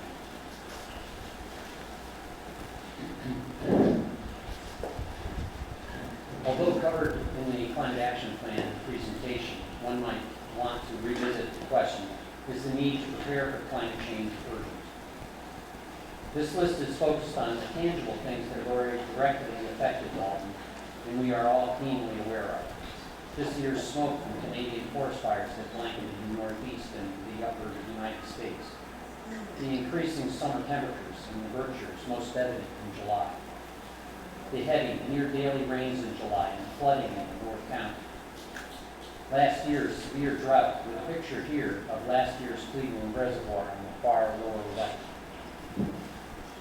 And not as readily apparent but heard in the news is the expansion of serious tick and mosquito-borne illnesses as the average temperatures in the northern part of the United States increase. These effects are becoming greater each year. Slide, please. Okay, the need may be urgent, but what are the specific advantages that having a climate change policy could Dalton? First, the RPC and DOER representatives have spontaneously commented that having a policy would help them help us, which is what led to this effort. From committee experience, preparing Green Community grant applications, we are aware that the state always asks whether grant requests we are making are consistent with the town's policy regarding climate change. Dr. we could just throw your voice to the back there so people in the room can hear you too. The mics can pick them up. Yeah, but that's not for the room, that's for the TV. So just project your voice a little loud so the folks in the back can hear you. I'm just saying. Well, come on, I'll move up a little bit. It's okay. Okay, Dr. I'm sorry for the interruption. No worries. From conversations with sustainability directors in the Pioneer Valley, they note that federal grants ask the same question. Does the town have a climate change policy? Also, from consultants that would be bidding on the town's climate action plan, they have noted that partnering agencies always recommend to that in the CAP that that Dalton have a climate policy. Again, having a policy is not required for getting a grant, but it will certainly position us better to get a grant. And with the increasing amounts of state and federal funding rapidly becoming available, being in the best position is certainly in Dalton's best interest to take maximum advantage of grant opportunities. So what does Dalton need to do to best position themselves? First, as we have already set in motion, we need to develop a climate action plan, whose present status is that a draft has been prepared by the Dalton Green Committee and is being currently reviewed by the DRPC. Next is to have a clear climate action plan in place, and for that, there is a draft policy before you that we are discussing this evening. Third is to begin developing community engagement and informing our residents not just that there is an impending issue, but how they might be able to help themselves and thereby the community as a whole by making their preparations. This important process was started with a well-attended climate preparedness forum at the stationery factory on August 3rd. There will be more of these presentations at the stationery factory. And by additional activities, like the climate change fair planned for April 19th, 20th, and 21st at the stationery factory, which will be a regional event. A final important piece is the choice of software Dalton used for their webpage. Critical to a successful webpage will be its ability to easily modify and its ability to effectively organize and present large amounts of educational information that Dalton residents and businesses will need. The two main purveyors of web services used by the majority of communities in the Berkshires and the Pioneer Valley, and actually in many states, are Civic Plus and Revise. And of note, Revise is the software used by Pittsfield, who has offered to give us technical support at no cost should we run into technical issues with that particular application. The significant actions after the policy is approved and we have identified the company who will help us prepare our climate action plan include, first, town leadership being active participants in generating the plan, which once our climate action is in place,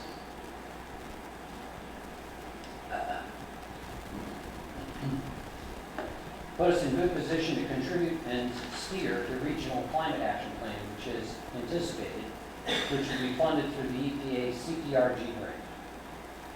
Additionally, integrating climate change preparedness considerations into town master plan, which is due to be updated in 2025, will ensure comprehensive preparations and maximize preparedness benefits. Also, the municipal vulnerability plan created in 2018 will need to be updated with a focus on well-defined action steps, potentially making implementation of multiple aspects of the plan viable through grants. Currently, with the current MVP, Walker Brook is the only element that we are actually attacking out of 5 pages of recommendations. And as a quick aside, my read of that when we were preparing for the ARPA funds was that there is a tremendous amount of duplication of efforts, a lack of defined actions, and that in the next round, I think it is the effort, the final effort culminating in fewer but better well-defined actions and responsible parties that we can make these things happen.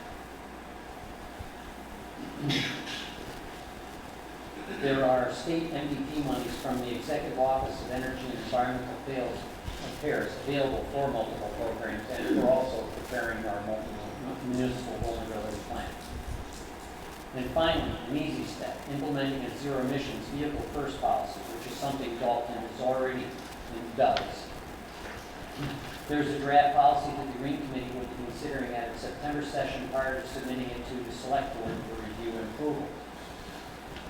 In summary then, we believe this policy organizes steps that Dalton is already doing or is planning to do in a manner that provides support to Dalton's climate change preparedness objectives in a sensible, accurate, and usable manner, and request the select board, after their review, to endorse this policy. Thank you for your attention and consideration in this matter. Great, thank you, Dr. Ray. Any questions from the board? Mr. Blow? I'm just gonna suggest that, we take this home and review it and, discuss it for ratification at a future meeting. I concur with you, but I would like to add to that, to have our town manager review this with the Green Committee and department heads. Department heads, yeah. Because there is significant commitment in this that will then set policy for our department heads and for our finance committee to follow. And for the town as a whole. And the town as a whole, and then what is the, what is the impact? Specifically, there was a section here that we are doing well in our, at town meeting, we agreed to the climate action plan funding, so that's already moving forward. As of August 22, Dalton's energy reduction level continues at 21%, which complies with state mandate level for 2020, but needs further improvements to reach 33% reduction as mandated by 2025, which is not that far off. No, not at all. So what does that mean if we commit to, I'm just making comments here at the board, so this is, but just discussion. I personally don't like to commit to policy that's going to have a funding impact that we then, the policy counteracts that funding requirement or funding availability.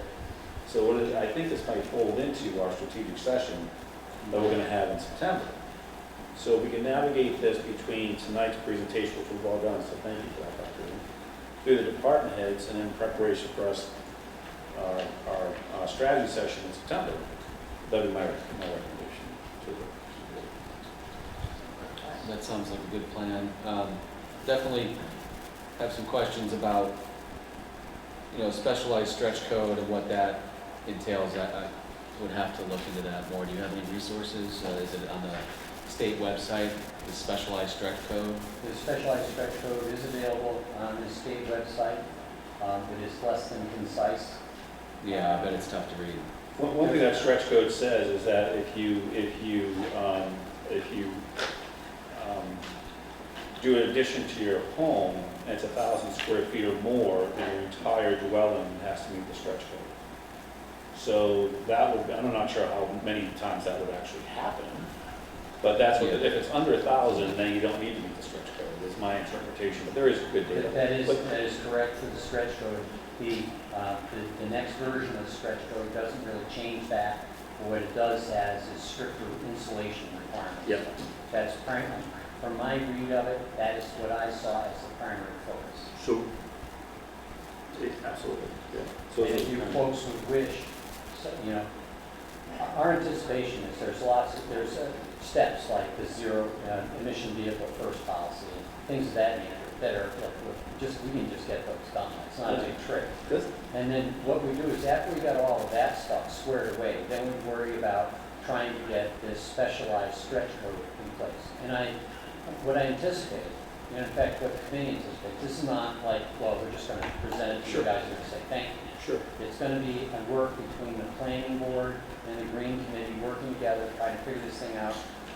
Meetings with the town, talking with all interested parties, fielding objections, dealing with all of that stuff, which is probably a multi-month process.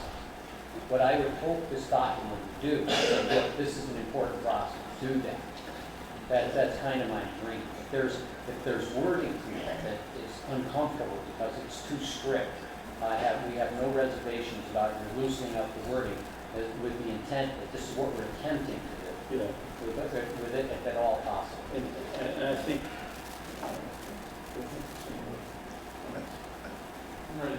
I have a couple of questions.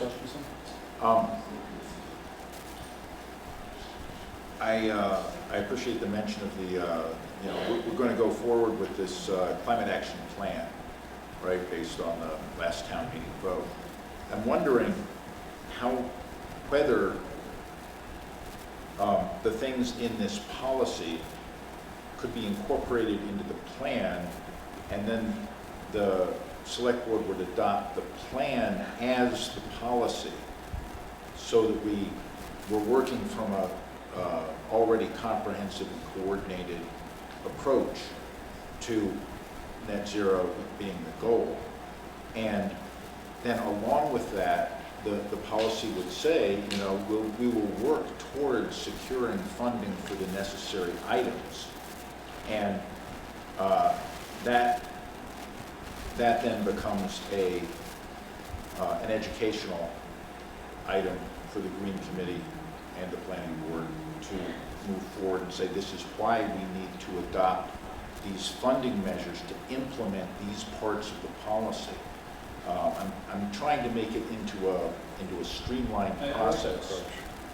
But one of the things that's going to be necessary is to identify, you know, at least in current dollars, how much the different portions of this would cost us or might cost somebody, you know, to comply with the new stretch code instead of the old stretch code, that kind of thing, so that we're dealing with good information, because what we don't want to do is try to say, this is what we're going to try to do, and then have people say, well, that costs too much money, we can't do it. We need to go in with our eyes open on this. And, you know, from where I sit, a project of this magnitude pretty much deserves its own manager. And a lot of towns do have sustainability directors. And that might be one recommendation from the climate action plan. But that's the kind of, you know, we're talking about serious staffing issues there. And looking from the point of view as the town, from the town as a whole, I might have different priorities for different staffing measures we might take first. So although I very much appreciate the work and the goal, I also want it to be put in the context of what the town can do and try to streamline the process. May I comment on that, please? Although I endorse the concept, I'm not certain that it would actually work. And there are a couple of reasons. Of a sustainability director? No. You mentioned 2 or 3 different things. Your first comment was in regard to combining the climate action plan with climate action or climate change preparedness policy. There are certain elements of the policy that would not be included in the climate action plan. And the stretch code would be one. That's one. The zero emission vehicle first policy. They're not going to be directly commenting on anything that's related to a climate leader type item. It's not necessarily something that they would comment on. I would ask that the board give me an opportunity to chat with some of these people that would consult, and also with some of the sustainability directors that I know, and ask whether what their feelings are on this, and then share that information with the town manager and board. Yeah, I think this policy is well done, but I would like to table it until you and the town manager kind of go through that process and bring it back to the board, because we definitely need the 2 of you aligned in whatever we're doing. Yeah, and one thing I don't think... I think it's well done, and the presentation was excellent. I don't think was mentioned was, again, this is moving us to be ready to be compliant with a climate leader status, which would allow us access to further grant funds. Is that right? It's special. It would allow us to get from DOER energy generation funds, whereas energy savings is the only thing possible without climate leader designation. Let's anybody ready to table this? Just based on the requirements for the board, we postpone the vote. That's what we do. We postpone. Okay. Make a motion, we postpone the vote on this and refer it to the town manager to share with the department heads and our own personal views. The motion is postponed. Is there a second on that motion? Second. Motion is second. Don't report back. Continue the conversation. Any discussion? Mark, are you thinking of days certain? No, if you, Like the so second, just we're reading, gonna if need, you postpone it, you don't have to set a date. I understand that, but are you thinking like the second select board meeting in September? I think we may want to give it More time. maybe the first one in October. Oh, okay. Or- Okay, so that's our target date. All right. All in favor? Aye. Opposed, abstentions, motion carries. Dr. Rowan, thank you. Pleasure, Thank you very much. I'm very comfortable with what the decision is. And A lot of effort in I this. anticipated, this is not an easy subject. Yeah. This is a very complicated thing, and I'm delighted that the conversation has been initiated tonight. That's great, thank you, very much. Dr. Rowan, Thank you. appreciate it. All right, let's see, now we're going to the town meeting follow-up. Town clerk presenting the election location update. Heather, you're up. And Brittany, if you can help us kind of show the PDF of this table.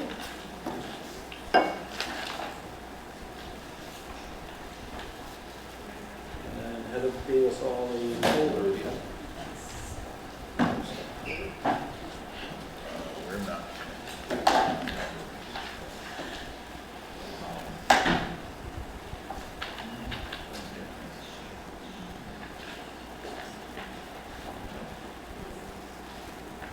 I don't think we have that available locally. It's on the network. We're not connected to the network.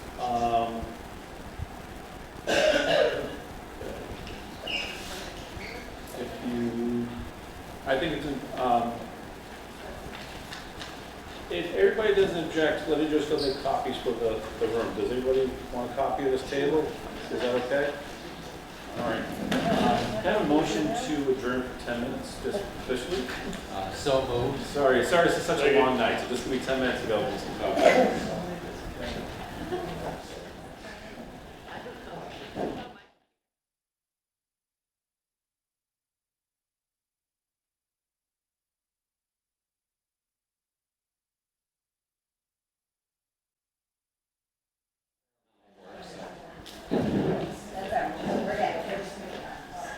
Okay, motion to reconvene.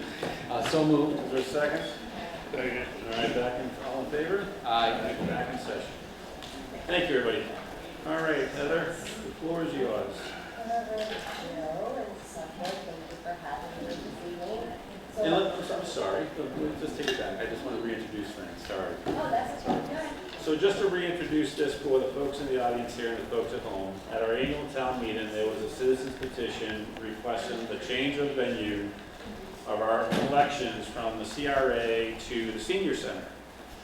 From that town hall citizens petition, and there was an amendment made on that to suggest a 120-day time frame for our town clerk to review the CRA in alternate locations, along with public safety officials, highway department, and others, I think ADA committee as well, and others that you partnered with to do that. So tonight is that report out, and the recommendations before us. Heather, thank you. Thank you for having me. So that was a pretty complete background. I did a little write-up myself of just how did we get here, because this is something that we've kind of gone back and forth with over the last couple of years. So maybe just to repeat or reiterate some of the things that Joe just said. This actually, so back it up a little bit further than this past town meeting, I'd like to go back and ask if they would be to get everybody some history. Heather, can you speak up? Yeah, this is going in front of me, is that? She just turned this down, so. Okay. All right, I will speak up, sorry. So going back a little bit to give everybody a little bit more history, back at the annual town meeting that was in 2022, I'm sorry, June of 2020. And the article was actually placed on that annual town meeting warrant. And it was the very first article on the warrant. I think it was back when Debbie was the town clerk in 2020. So it was like June 22nd. I think the reason the meeting was in June rather than in May was because that was mid-COVID. So things were very different. So I think the annual meeting that usually happens the first Monday in May was pushed off. It was rescheduled a couple of different times. And that's where it ended up because we, of course, had to do it in the month of June. So it was on that warrant, and I brought the minutes of the warrant there, but I think from what we hear from a lot of people that come through our office, that was kind of the very first time it was introduced. And the attendance at the meeting was very low, considerably low, because it was in the middle of COVID, and a lot of the older folks and a lot of the folks that, have different illnesses. Actually, during that time, very few people were going out of the house at all. That was like in place really bad. So although it was placed on the warrant, and it was the first article in the meeting, a lot of folks felt like it maybe didn't get a fair shake because the timing was so bad. 74 people actually attended that annual town meeting, which was pretty well in attendance. So just to kind of go back to that. And then, like Joe said, in April of '23, the citizens petition was brought to our office in late February. It had the signatures and we certified the signatures. And it was a very similar ask, and that was to consider relocating the election from the CRA to the senior center. And that's kind of the only option that was on that signature petition. It didn't really speak to any of these other places. But the flyer, the handout that Joe just gave everybody, there were a couple of different items or a couple of different locations that we thought were worth checking into. So those are the numbers that we have. So a lot of folks that come through our office ask why we can't have the elections at the senior center. And it's a hard thing to explain. It's not that, I mean, everybody loves the CRA. The CRA is the best. They do a great job. There isn't a person in town that wouldn't tell you that. But a lot of folks feel that the senior center is kind of built for folks that might be mobility challenged. These are the folks that might have a hard time getting up that ramp that we all talk about with the CRA. We know the CRA is fully in state compliance. But many folks, and I'm glad to see everybody here tonight, the clerk and the election workers and the warden and tabulators and folks that work the elections all the time. And these are the folks that kind of have seen firsthand there are some struggles getting up that ramp for a lot of people for different reasons. Not just maybe somebody that's in a wheelchair or somebody who's on oxygen, somebody that's an older person. We know that the incline is legal and it's required by state and all of that. But again, I guess just the maybe kinder, gentler atmosphere of the senior center to maybe be once again discussed. So we talked about that with our public safety officials, and of course the police chief and the road superintendent are here. They're the public safety experts. I'm certainly not, and we're really little about that. So I kind of wanted to talk to everybody about the election part of it, and then give them a chance also to speak. So I guess the bottom line with this is, did we give it a fair shake? It came before the town once. It was in the middle of COVID. It came before the town twice. So in this past April, it was the very last article on the warrant.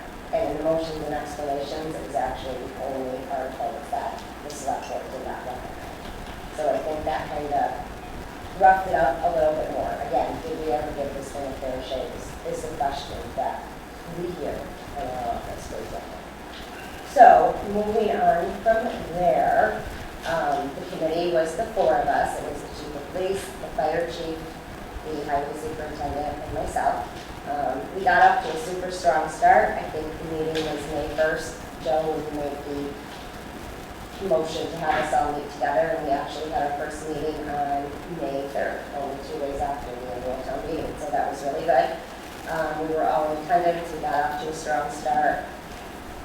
As the months passed, everybody kind of got super busy, so we all did our research and that sort of thing on our own. And again, they are responsible for the public safety part of it, and I did the town meeting and town election part of it.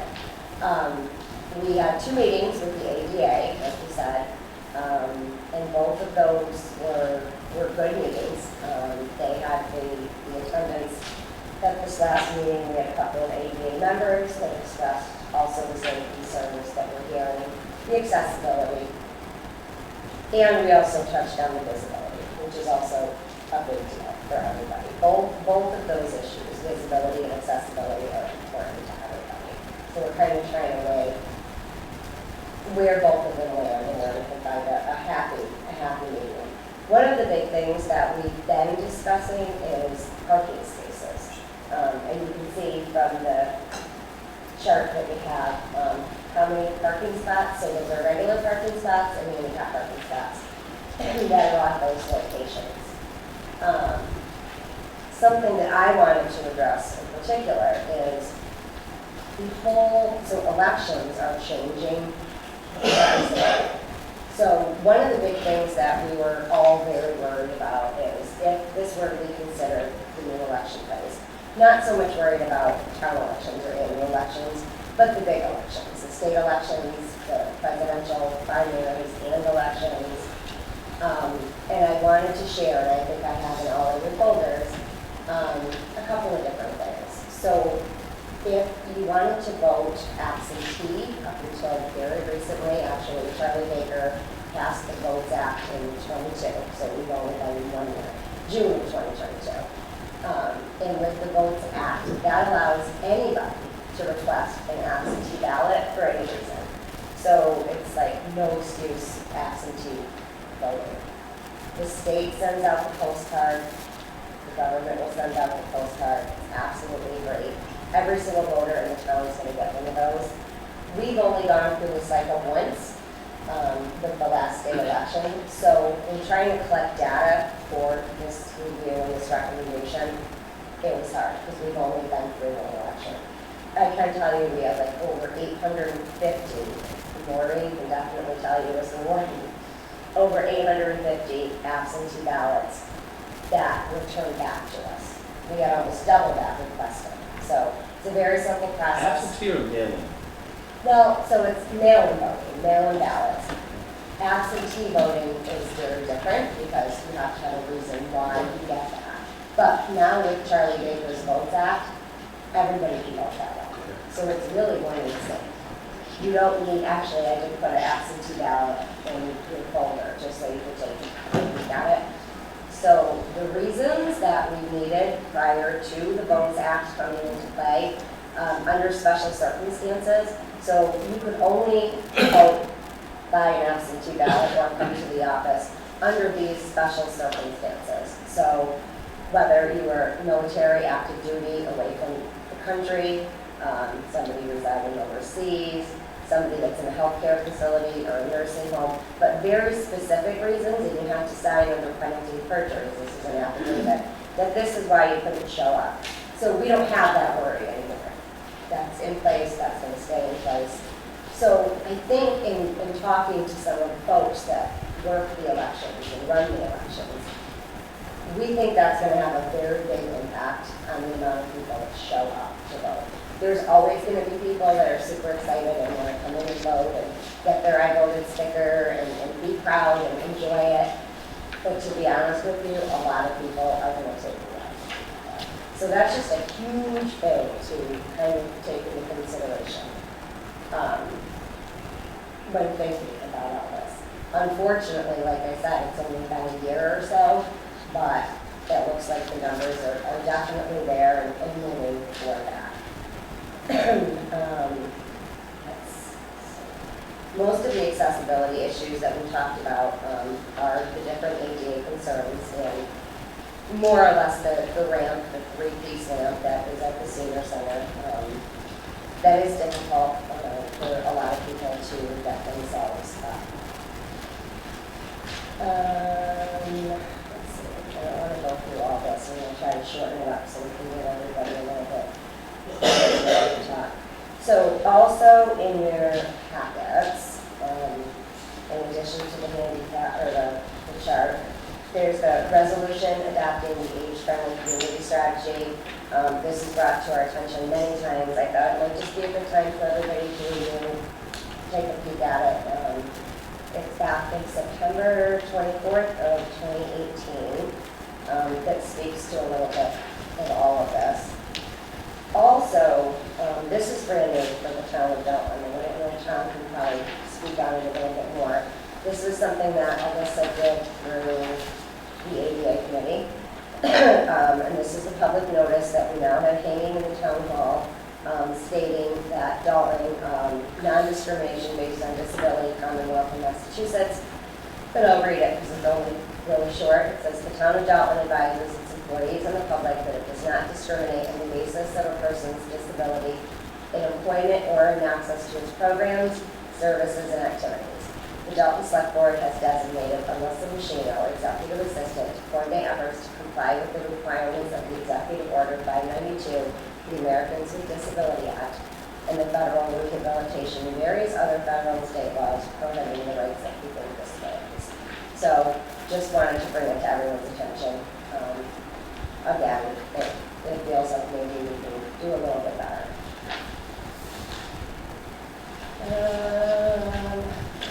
So, if you have any questions, please feel free to ask them, so you can take care of those and get somebody else in charge of it. So I think when we spoke at the last meeting, that was the ADA meeting, it was actually just this Thursday. One of the folks there said that he's been working with the elections here and setting them up for quite a few years. I said, could you estimate how many cars do you think come to a state or a federal election? And he said at any one time, he would guesstimate no more than 30 to 35 cars, plus the employees that all work at the CRA, and our employees as well. So I think that was probably a pretty good estimate when we're talking about the different locations and parking spaces. And that's kind of where we did most of our focus. So we started out with talking to the schools as well. I should have said that in the beginning. And we contacted the schools. It's not a viable issue. The schools have to close for the entire day if we were to do an election. Why would they have to close versus just using the gym? That's a good question. Actually, Deanna spoke with the superintendent, and she said that's not an issue. Come on up, Chief, so we can hear you from home. So. Yeah. Yeah. They would have to close the school for the whole day in the whole school. So you can't have people coming in and out of the schools while they're open with students. It's a massive school safety issue. And I would absolutely be against it. The school is against it.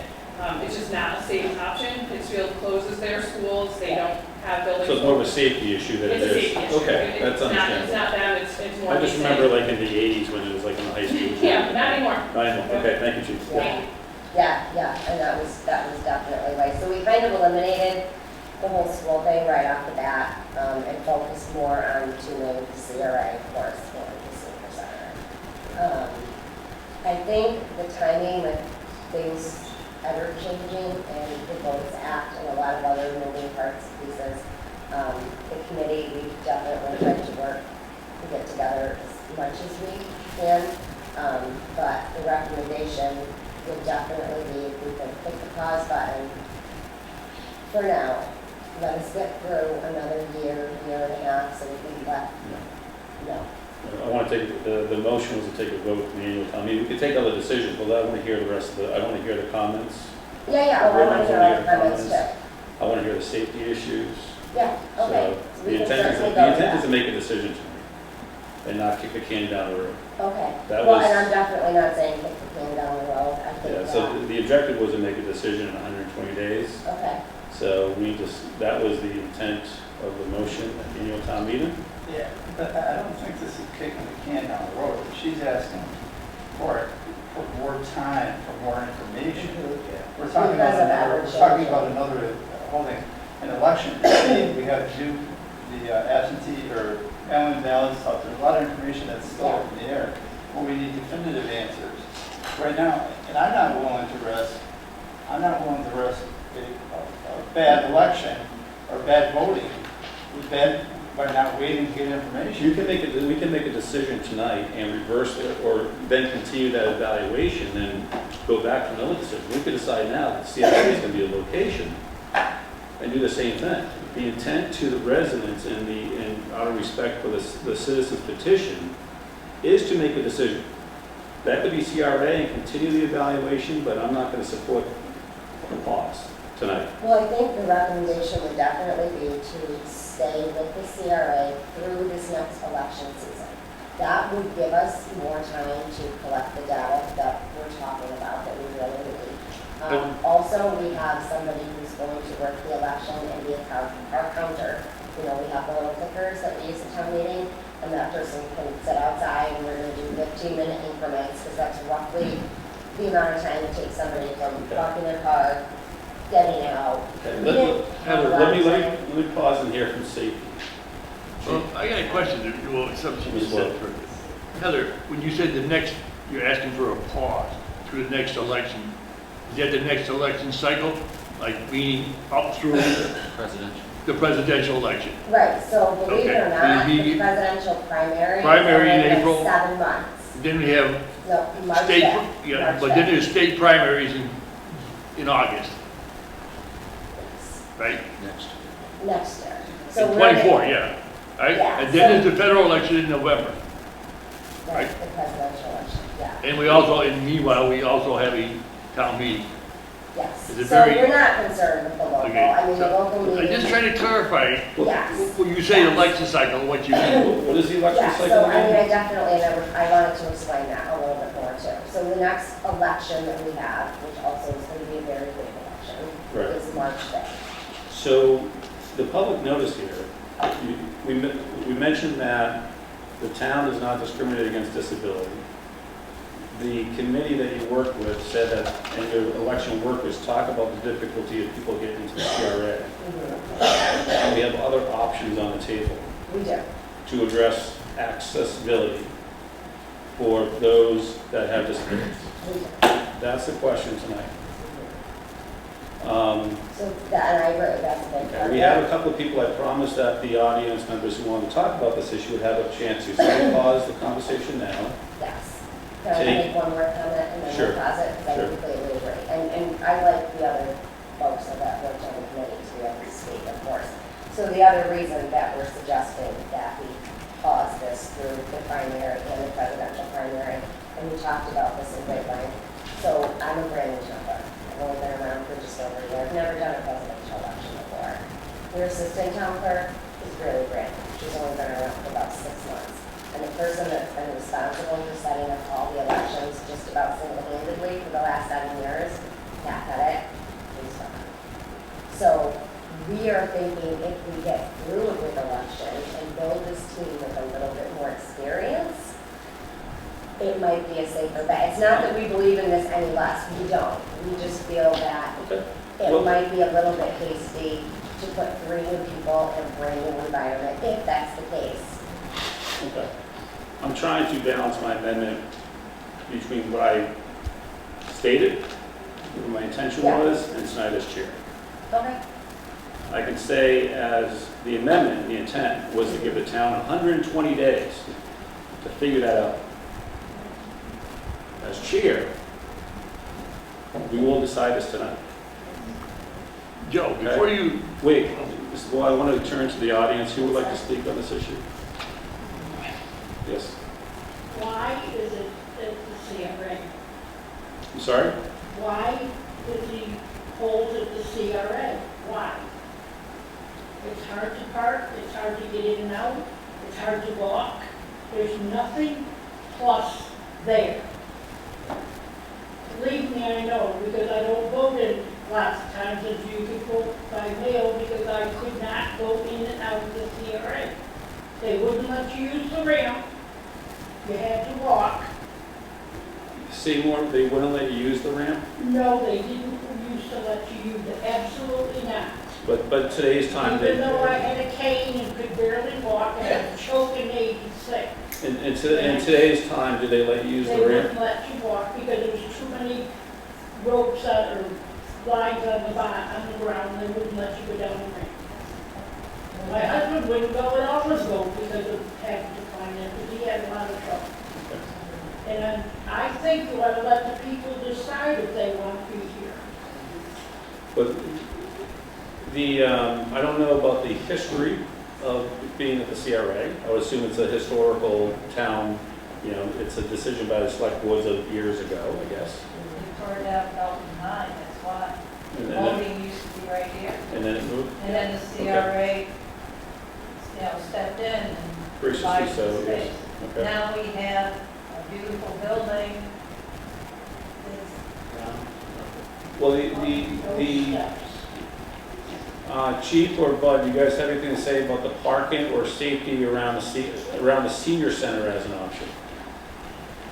I would rather park here than I would get out of here than get out of the CRA with a car. Okay, this is a 120-day evaluation that they've been working on, so let's hear what safety officials have to say. So as for safety, I totally get what you're saying, the getting in and out of the CRA can very much be difficult. So we understand that. The parking here is very limited. There's 57 total spots. Dalton Day was a massive success. Also, we couldn't get emergency vehicles down these streets because there were people parked everywhere. Fantastic event, but limited parking here. It is a beautiful building. We all agree with that. The safety issues for me, this is a very small space. With tables and chairs, the numbers for occupancy is about 128. They have at least 12 people for their staff, plus whatever works in the senior center. And you're talking how many voting booths? 8? 12? 10? We have 12, we don't always So use 12, it. maybe 10 voting booths in here. There's no entryway for people to wait, like in a lobby. And if it's inclement weather, where are we putting people? So those were the issues we talked about. Again, love this building, love it, it's beautiful. It's very small. The numbers are right there for that. Again, I love the senior center. I spent a lot of time here, but it's not that. And I understand the accessibility. We worked really hard as a team, talking with the ADA and meeting with people and listening to their concern. I know the ramp is steep. That is the issue. We've had people I know take wheelchairs and attempt to get up. It's difficult. The answer to that is there's a police officer there to help you. If that's what you want to do, we are there to help you. It's an option. I'm not saying it's the answer, but that is why we are there to help. Again, I know, like, I can feel it right now, so I'm just telling you those are basic fact numbers. Those were our issues. We have another option on the table in your presentation here that we haven't discussed. I feel like we're talking about the historical CRA factors, Yes, visibility yes. over accessibility, and then limited access at the senior center, which the town has invested a ton of money. It's not, Now, it's not limited. It's Dalton Days used up the parking lot with the touch the truck. There were not 60 available parking places. no, there's plenty of there's parking up and down. Let me just get to my third point. The third point is you have another location with access, with its possible visibility. So if I may, an issue was brought to our attention today that it's a potential ethical violation to have an election held at a private business. Okay, that's So new news. that's Okay. the answer. So that's up. So, sorry, I don't see that. No, that's new news. Kind of That's last new news. minute, yeah. So that was Okay, so now you're really down to 2 locations. That's Okay, correct. that's very helpful. Yeah, CRA's private. It's- yes, yes. So what's the yes, difference? right. So the difference with, They're not a profit. Okay. it's a They're not a nonprofit. business. Right. You could get turned away if they got a better offer. We don't think that would happen, but it would be well within their rights to do that. Okay. So We have another we have public comment election. too. First of all, because it's mailing, we got less people coming, and you don't have 20,000 people all at once. You've got in and out. And you get in and out. I mean, we've already voted for this. If you really care for the elderly, they're getting a bad shot here. This is a no-brainer. And then traffic-wise, you got, how many different exits out of here? You can go up Main Street. The You go up Main question, Street. the, I want to know what the traffic is report on Main Street when you have a voting, how many accidents there is, because that is a pain in the butt to get in and out of this area. so the question on the table from the annual town meeting was the citizens petition, and one of the issues I find that citizens that do have a citizens petition may not be aware of, it's advisory to the select board. So that's why I put a 120-day assessment on it to look at, can you operate an election effectively at the location chosen? From safety, from accessibility, and all those things. And what I'm hearing tonight is that there are concerns about the volume of people that would have to funnel through the senior center, not parking. Presidential election volume to be managed differently at the CRA is what I'm hearing. We think, You but. think, but you don't know. That's why you're asking for this. Everything has changed June of 2022. I mean, we Okay. literally had 1 year and not, I mean, I don't know. We've had an excessive amount of time. I think we've been really. Okay. That- Yeah, I mean, What they had to do on the locations with COVID, you make it a one-way street, so people come come through the front of the senior center, do their voting, and out the other way. So there is no clog, no congestion. You know what I'm trying to say? And for someone at the CRA, even though I get the ramp is legal, it's acceptable. But if you're someone with mobility issues, you can't get up that, you're talking almost 100 yards to go from your car, get up the ramp, go to your precinct, get your ballot, vote, check out, and do it all again. You just ran a football field. I hear you, but I want to make it clear that the comments tonight are going to be, new information, but there's been a 120-day evaluation, and that's what the recommendations come into this select board from our town clerk to look at how can she effectively operate an election. And what you're basically saying tonight is that you recommend the CRA, but let's measure data, is what you're saying. I recommend the CRA. But you're measuring more data as you move forward. Can I work the last presidential election at the CRA? It was freezing cold. We wrapped people round and round. We had, this is from, yeah. And with mail-in ballots, absentee ballots, early voting, you're not going to get that huge expanse. We have 2 weeks of full, 2 weeks of Right. voting. And that's blocked, so this that is won't change. easily subdividable into the 2 precincts. You can gather there, you can gather there precinct-wise, and you have exits going out this way. So I got both halves. I worked the election, I worked the last presidential election. There's advantages and disadvantages. You're making a mistake not to take advantage of this situation. Sure, no rental of the use of the. So do we have a recommendation, Ken? Well, why can't you try the senior center, and then if it doesn't work like everybody wants, go back to the CRA? We'll do that. Heather, you have to do something to the state in order to move the polls. Right, you notify everybody. Yes, yes. Well, we should just pause it for next year. Okay. Well, and that was another thing that we were thinking, How do we do the tax? I mean, I'm not sure how much harm is in, if there's a possibility of extending this thing, but I know it's disappointing that we don't have the clear-cut recommendation, and I'm a big part of that. I don't have any experience. I've only been I around think for a you year. made the recommendation. The I recommendation think is you're to doing pause. great. Don't. No, I know, discount what it's you're doing. a tough spot, and I want I full think her disclosure. recommendation, she's been clear on her recommendation. She's asking, and I don't think anybody by saying we're going to pause this just to get through the next election, to see what our numbers are.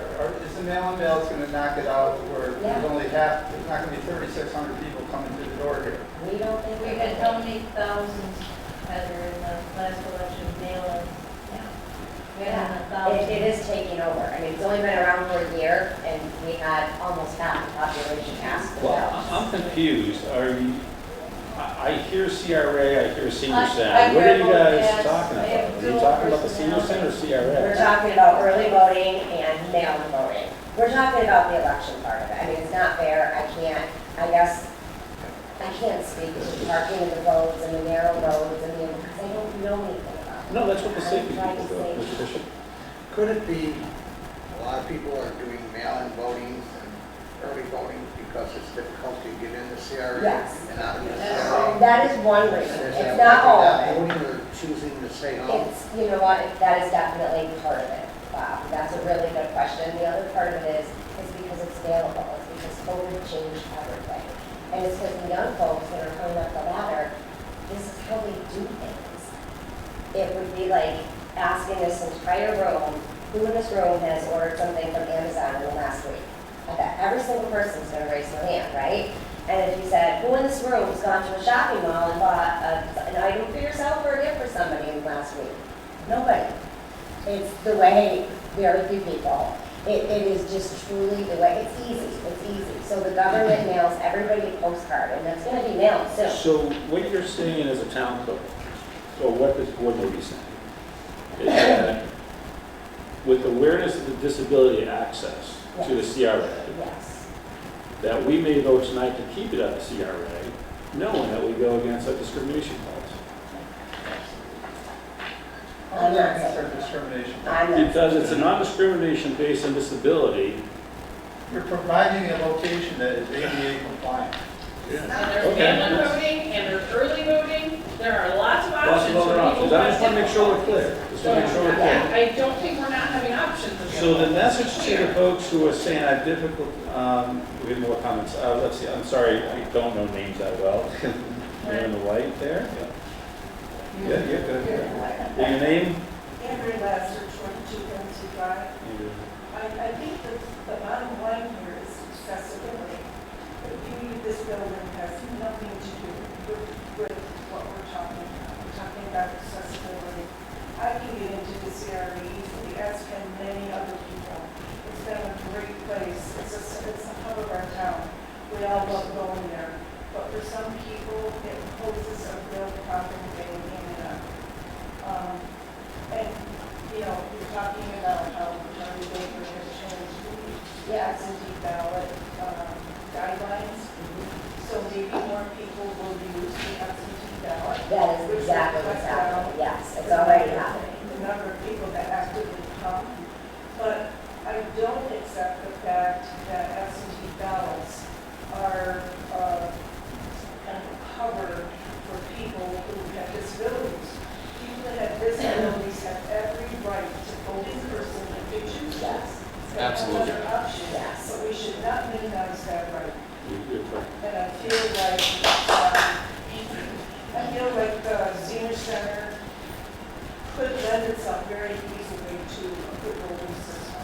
And I just think that it should be considered very seriously. Lynn, And do you know how many of us? excuse me. Lynn, you have a floor. Hey, just as a person on the ADA committee, the only disabled person on this freaking committee, I have been to the senior center, I have been to the CRA, the senior center, all the people. The senior center is massively more friendly, more user-friendly for disabled people than the CRA is. Great, thank you, David. And Lynn? I just don't understand what the reluctance. If in fact there are only 30 cars, if in fact we expect that the physical attendance on election day is going to be down because of absentee ballots, and then why not try the senior center and see what happens, you know? What is the worst outcome other than saying, yes, folks who are in wheelchairs, we welcome you to participate, or say no, we reject. Even in the face of a public plea, we reject your notion that you should be able to vote where everybody else is. Okay, thank you, David. I'm sorry, this is just frustrating to listen to this back and forth. Thank you for your comments. Lynn? I just don't understand. I'm representing the folks who have mobility issues. We asked you, can we please move this over here because it will make it easier to vote? And you're potentially saying no. Okay, thank you, David. Lynn? Yeah, Lynn Clements, Berkshire Road. Come on up, speak up a little bit so we can pick it up at home. Lynn Clements, Berkshire Road. I'm also a member of the ADA committee. While we did not bring this petition forward, it was privately brought forward by a citizen who is on our committee. He just brought it forward. I do want to thank the members of the relocation committee who did a tremendous amount of work while going full board and your other positions to do this. We do thank you. You attended meetings, you put up a lot, and we thank you for that. The CRA is definitely not optimal. It is very, very difficult. I have mobility challenges, my husband really has them himself. But I do think the pause right now is a really important button. I think Heather raises very important issues, that we do have new people in place, especially Jeff. It's a huge undertaking becoming the new hat. Yes, And yeah. trying to take on this monumental task of learning machines, learning positions, learning everything new.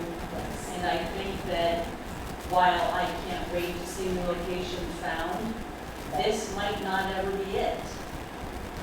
I hate, as the daughter of a woman who worked at a senior center, the mere thought of senior programming being shut down every time it has to be shut down for voting to happen, because this is the only activity some of our seniors get for that day, it only is.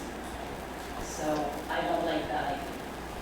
So I think the pause might be a very prudent idea right now. I think that's a very good idea. So that's just my 2 cents. Thank you. Ellie Busy, Director of the Dalton Council on Aging and the Senior Center. We've had a lot of conversations about program shutting down here for a vote, if voting were to be moved here. And people were supporting it because they know how important it is for people to come in and vote in person like they've done for 70 years. They want to be able to come in, they want to be able to put their vote in. This building can be easily divided into 2 sections. This closes, you have a hallway there, you have an entrance there, you have exits over here. And if you were to ask my personal opinion, do I want to stop programming to have a vote here? No, I don't. I would much rather see the vote someplace else that's safe. But it's not about me. It's about the people that are coming in and saying, why isn't the vote here? The vote should be here. Thank you. Thank you. And one other thing, Joe, I just want to say that the pause has a lot to do with the fact that we have very big elections. It's a big deal. I mean, even with the primary, I mean, mass county little groups, they're talking about all folks being trained in active shooter drills. It's a big deal. I just don't think we would make a good decision if we made that switch. Is that a resource limitation? Meaning, People? Coordinate? Could, but we don't know what to expect. And like I said, there's just, I don't have the data. I don't, it's all new. But we all know that this is going to be a really big deal primary and presidential election. Maybe the biggest of our days. So I was just very hesitant to say, let's change it up. If there's no harm in letting us get through that for all those reasons, I really feel that's the best decision. Thank you. I think we have enough comments and information to move to motions and discussions. And go from there, so I'll entertain a motion. I'll make a motion to go with the town clerk's recommendation of pausing this until after the 2024 election and reevaluate it based on her recommendations at the time. Second. Motion is second. Any discussion? I would just like to point out a few things. It seems to me it's all centered around accessibility, but there are other factors. You know how, anybody here know how long we've been voting at the CRA? Over 40 years. Never had any significant issues. And I realize there could be issues with that ramp and accessibility. But those are issues that can be worked out. As the distinguished police chief pointed out, there are officers there to assist voters who wish to vote in person and navigate that ramp. And people can be dropped right off at the ramp. They don't have to be dropped off or park their car 50 feet away. Another thing is the visibility is huge. I noted that the concerns of potential candidates for election and the depression and a possible move from Main Street to the senior center, I think would seriously depress the turnout at elections because of the visibility issue. And at a time when we're trying to embrace democracy, encourage more people to participate in town government, we're grateful for the appointments we had this evening. It's best overall for the community to stay on Main Street, where it's a very visible issue.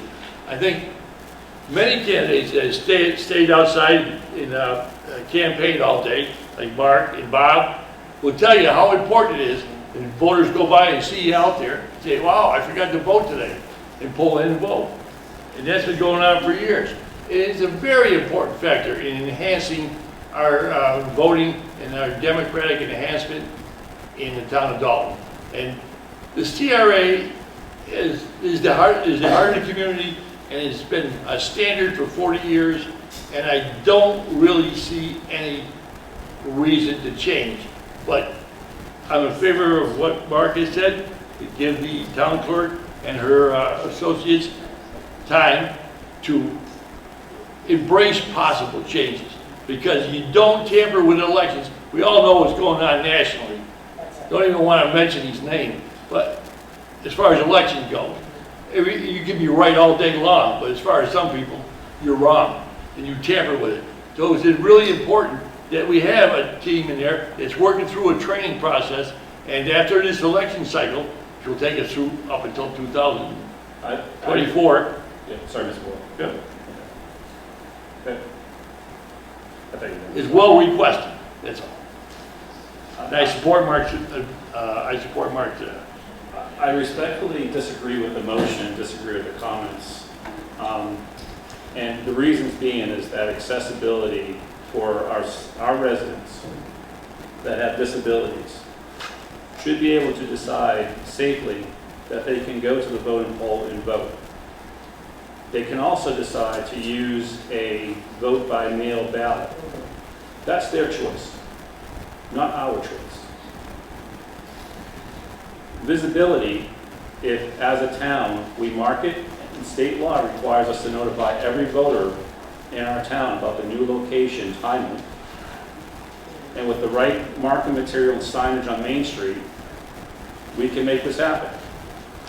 I think that a lack of visibility is not a reason to move. I think citizens have a responsibility to know when the vote's going to be taken and know where the location's going to be. 850 people know where to reach the town clerk to get a mail-in vote. This has come up a couple of times, and I disagree with the town clerk's position that we didn't give it a fair shake. I think we did. And I think we had a very good discussion. Now that it ended up on the last thing in the warrant, that's an opportunity, a great observation. But I think we had a very broad conversation at annual town meeting. So I respectfully disagree with the motion and the comments so far. And I'm not going to support keeping it the CRA. I'm going to support moving it to the senior center for this first year to then run it there. Thank you. No, we're in discussion. Thank you. So I also respectfully disagree with keeping it at the CRA. I believe accessibility should be at least one of the most primary concerns when determining where to vote. Obviously, safety and visibility should be part of that equation too, but I don't think visibility should trump anything overall. It should not trump accessibility by any means. If because it's more visible there, but it's less accessible, that's not a good reason to me. I believe changing it to the senior center and not depriving people of this right to choose to come and vote in person. Don't deprive people of that. One of the biggest elections is going to happen next year. And I want to support people in making the choice to come in person. And if the CRA is a barrier to that for them right now, I'd rather open the door for them to come and vote at the senior center. So I'll support the senior center. Any further discussion? Thank you. Okay, we have a motion on the table to pause and keep it the CRA. There's a second. There's a discussion. No further discussion. All in favor of the motion? Aye. Aye. Those opposed? No. No. 3-2, motion fails. Is there, I'll entertain another motion. Mr. Chairman, I move that we move the town voting to the Dalton Senior Center effective March 5th, 2024, which is the next election, the primary. That's the day of the election. We get the primaries in the It's fall. March 5th. What's the next election? Is it March 5th? March 5th is the next election, but it's primary for the presidential. Presidential primaries are in spring, When's the next? March 5th. To the next election. Okay. Then the next election, the presidential, When's the next time you need to set voting booths? November 10th, March 5th, Okay. That's what I said, yeah. Okay. the primary, Yes. yes. Okay. Is there a second? Second. Motion is second. Discussion? I'll just say that the town clerk is asked to pause this. That was her recommendation, was to pause this. I understand that. I do understand that. But there's more to consider than just her recommendation at this time as well. There is a lot of citizens who really are demanding and asking for this to happen for very good reasons. And we need to consider that too. It's tough, there's gonna be winners and losers in every vote. This isn't about winners and losers, this is about, listen, I'm all, if the data, if we did the next election and the data showed that the CRA could handle it and then I'd be all for it. She has asked to pause it. She has. So now we're just gonna go forward with it. No, That's fine. I heard the pause, but I also know that was stated on August 14, 2023. And the next election is March 5th, 2024, No.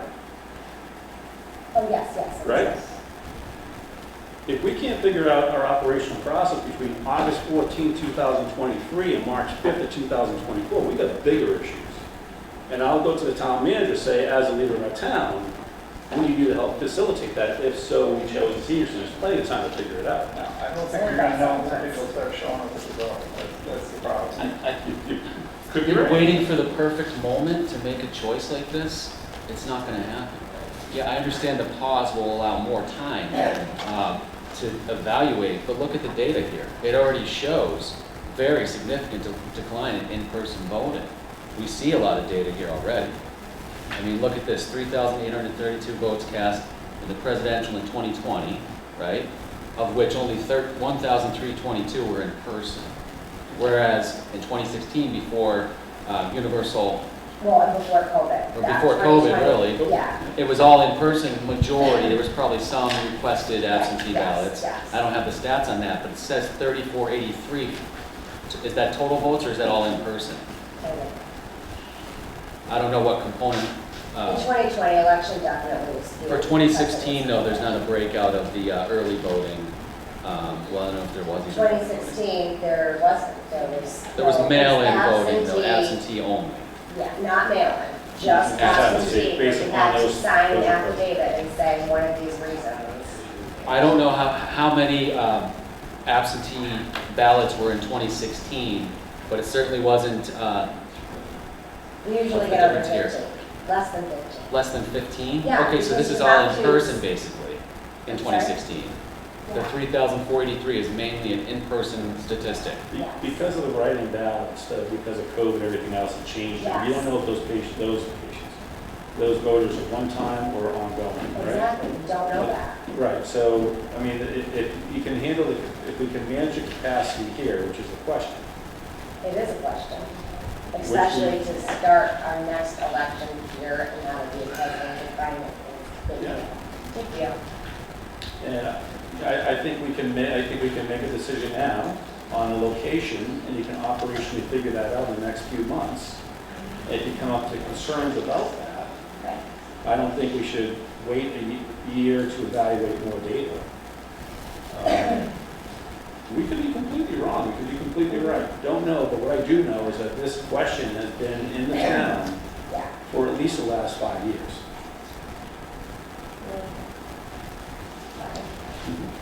I was aware of that. It's been a question since I've been here, you know that. Yeah, no, I know, it's been ongoing, I think everybody wants to put into us, but to be completely wrong in a decision, I don't want to be that person. Any further discussion? Yeah, I'd just like to say one thing, Mr. Chairman. At the town meeting, when the petition came up for the vote, it was well debated back and forth and back and forth, right? Yes. Be clear here. I'm just trying to clarify my own mind, right? And then, without consulting the board or anybody, you amended it. And in effect, sabotaged a petition brought by the people. Okay? And your rationale, wait a minute. Mr. Boyle did not sabotage. I sat up and I took an amendment to the people who voted on that amendment. Every board member here Yeah? votes on each warrant article, correct? As a resident. As a resident, you Correct? didn't clarify Correct. that. I do not, nope. I can stand up as well as anybody to make an amendment on anything. Yeah, you And can. that was voted on and it passed. Yeah. But Do not- you didn't consult. I the don't need to board. consult you about my opinion. No, you on it. don't, but I you do didn't not. say it was your own opinion. I do not. Nice. How dare you? What do you mean, how How dare me? dare you? Really? Yes. You there's plenty of advance notice. Show me anything that tells me I can't do that. Certainly you can. Point of order. let's move Gentlemen, point of order. on. Yeah. How dare you, Mr. Boyle? No, right. So now, you engineered this, so to set up a committee for 120, wait a minute, let me finish for once. For 120 days. Committee get his due diligence. And then they brought a recommendation before the board. And then you're against it now. The recommendation that you engineered. Why didn't you just let them vote in the first place? It would have passed at the town meeting. We still have to vote for it at this board. Mr. Boyle, I have information in front of me which supports the direction I'm heading. I see a public notice here where we don't discriminate. I hear from residents more. I hear from that we can look at the flow. There's more data here, Mr. Boyle. Yeah. I expected a recommendation tonight. I did not expect a pause. I expected a recommendation. So you threw out the recommendation of the committee? The town clerk? I did, based The upon the evidence in road front of me superintendent, tonight, police Mr. Boyle. chief? Huh. Hey, file any ethic complaint you want, sir. I'm sick of your crap. Really? Yes. Any other discussion? Well, we have a motion on the table. We have a motion and we have a second. Any further discussion? I just want to say, I came here tonight thinking the stationery factory was the panacea for this, but evidently that's out. And we do have a moral obligation to let people go, so. Well, the stationery factory is definitely out. I don't know. It's up because the public. Deanna and I discussed it for the first time today. Yeah. It's not definitely, but there are some questions. We never used for-profit business for that. And He's not charging anything. No, absolutely. He said he wasn't going to charge. He said the only way they would charge is if there was a giant mess and they had to pay like the janitor and they had to cross, and we agreed to that. So they were great as far as the money goes. It's not, it wasn't the money thing. Just the concern came up if there was an election and maybe there was some conflict or. Well, we have a reasonable solution, I believe, based on the evidence that I saw, and I know it goes against your recommendation, but I believe that there's compelling reasons to shift vote in here. That's where I stand on it. We have a motion, second. Any further discussion? All in favor of moving the location as of March 5th to the Senior Center 2024, say aye. Aye. Opposed? Opposed. Okay, 3-2, motion carries. New location of the Senior Center is March 5th, 2024. Heather, this was a challenging conversation, as you can see, but thank you to you and the team. And we will do whatever we can to, we've got all that time. If you and Tom need to revisit it, but based upon what we're seeing of the residents and access to the senior center, that's the utmost issue. Okay. Thank you for your time. Thank you. I'm just making a note and I will get out in 2 seconds. Moving to 15, Wait, David. General DPW report. Do we want to table these and so we can move through tonight? Much longer than anyone anticipated, but. Yeah, I would agree. Mr. Hutchinson, is there anything that you need to discuss with the board tonight, the town manager update, or can we hold on that to the next meeting? We can hold on that. Okay. Any future agenda items from the board? Just what's on the list.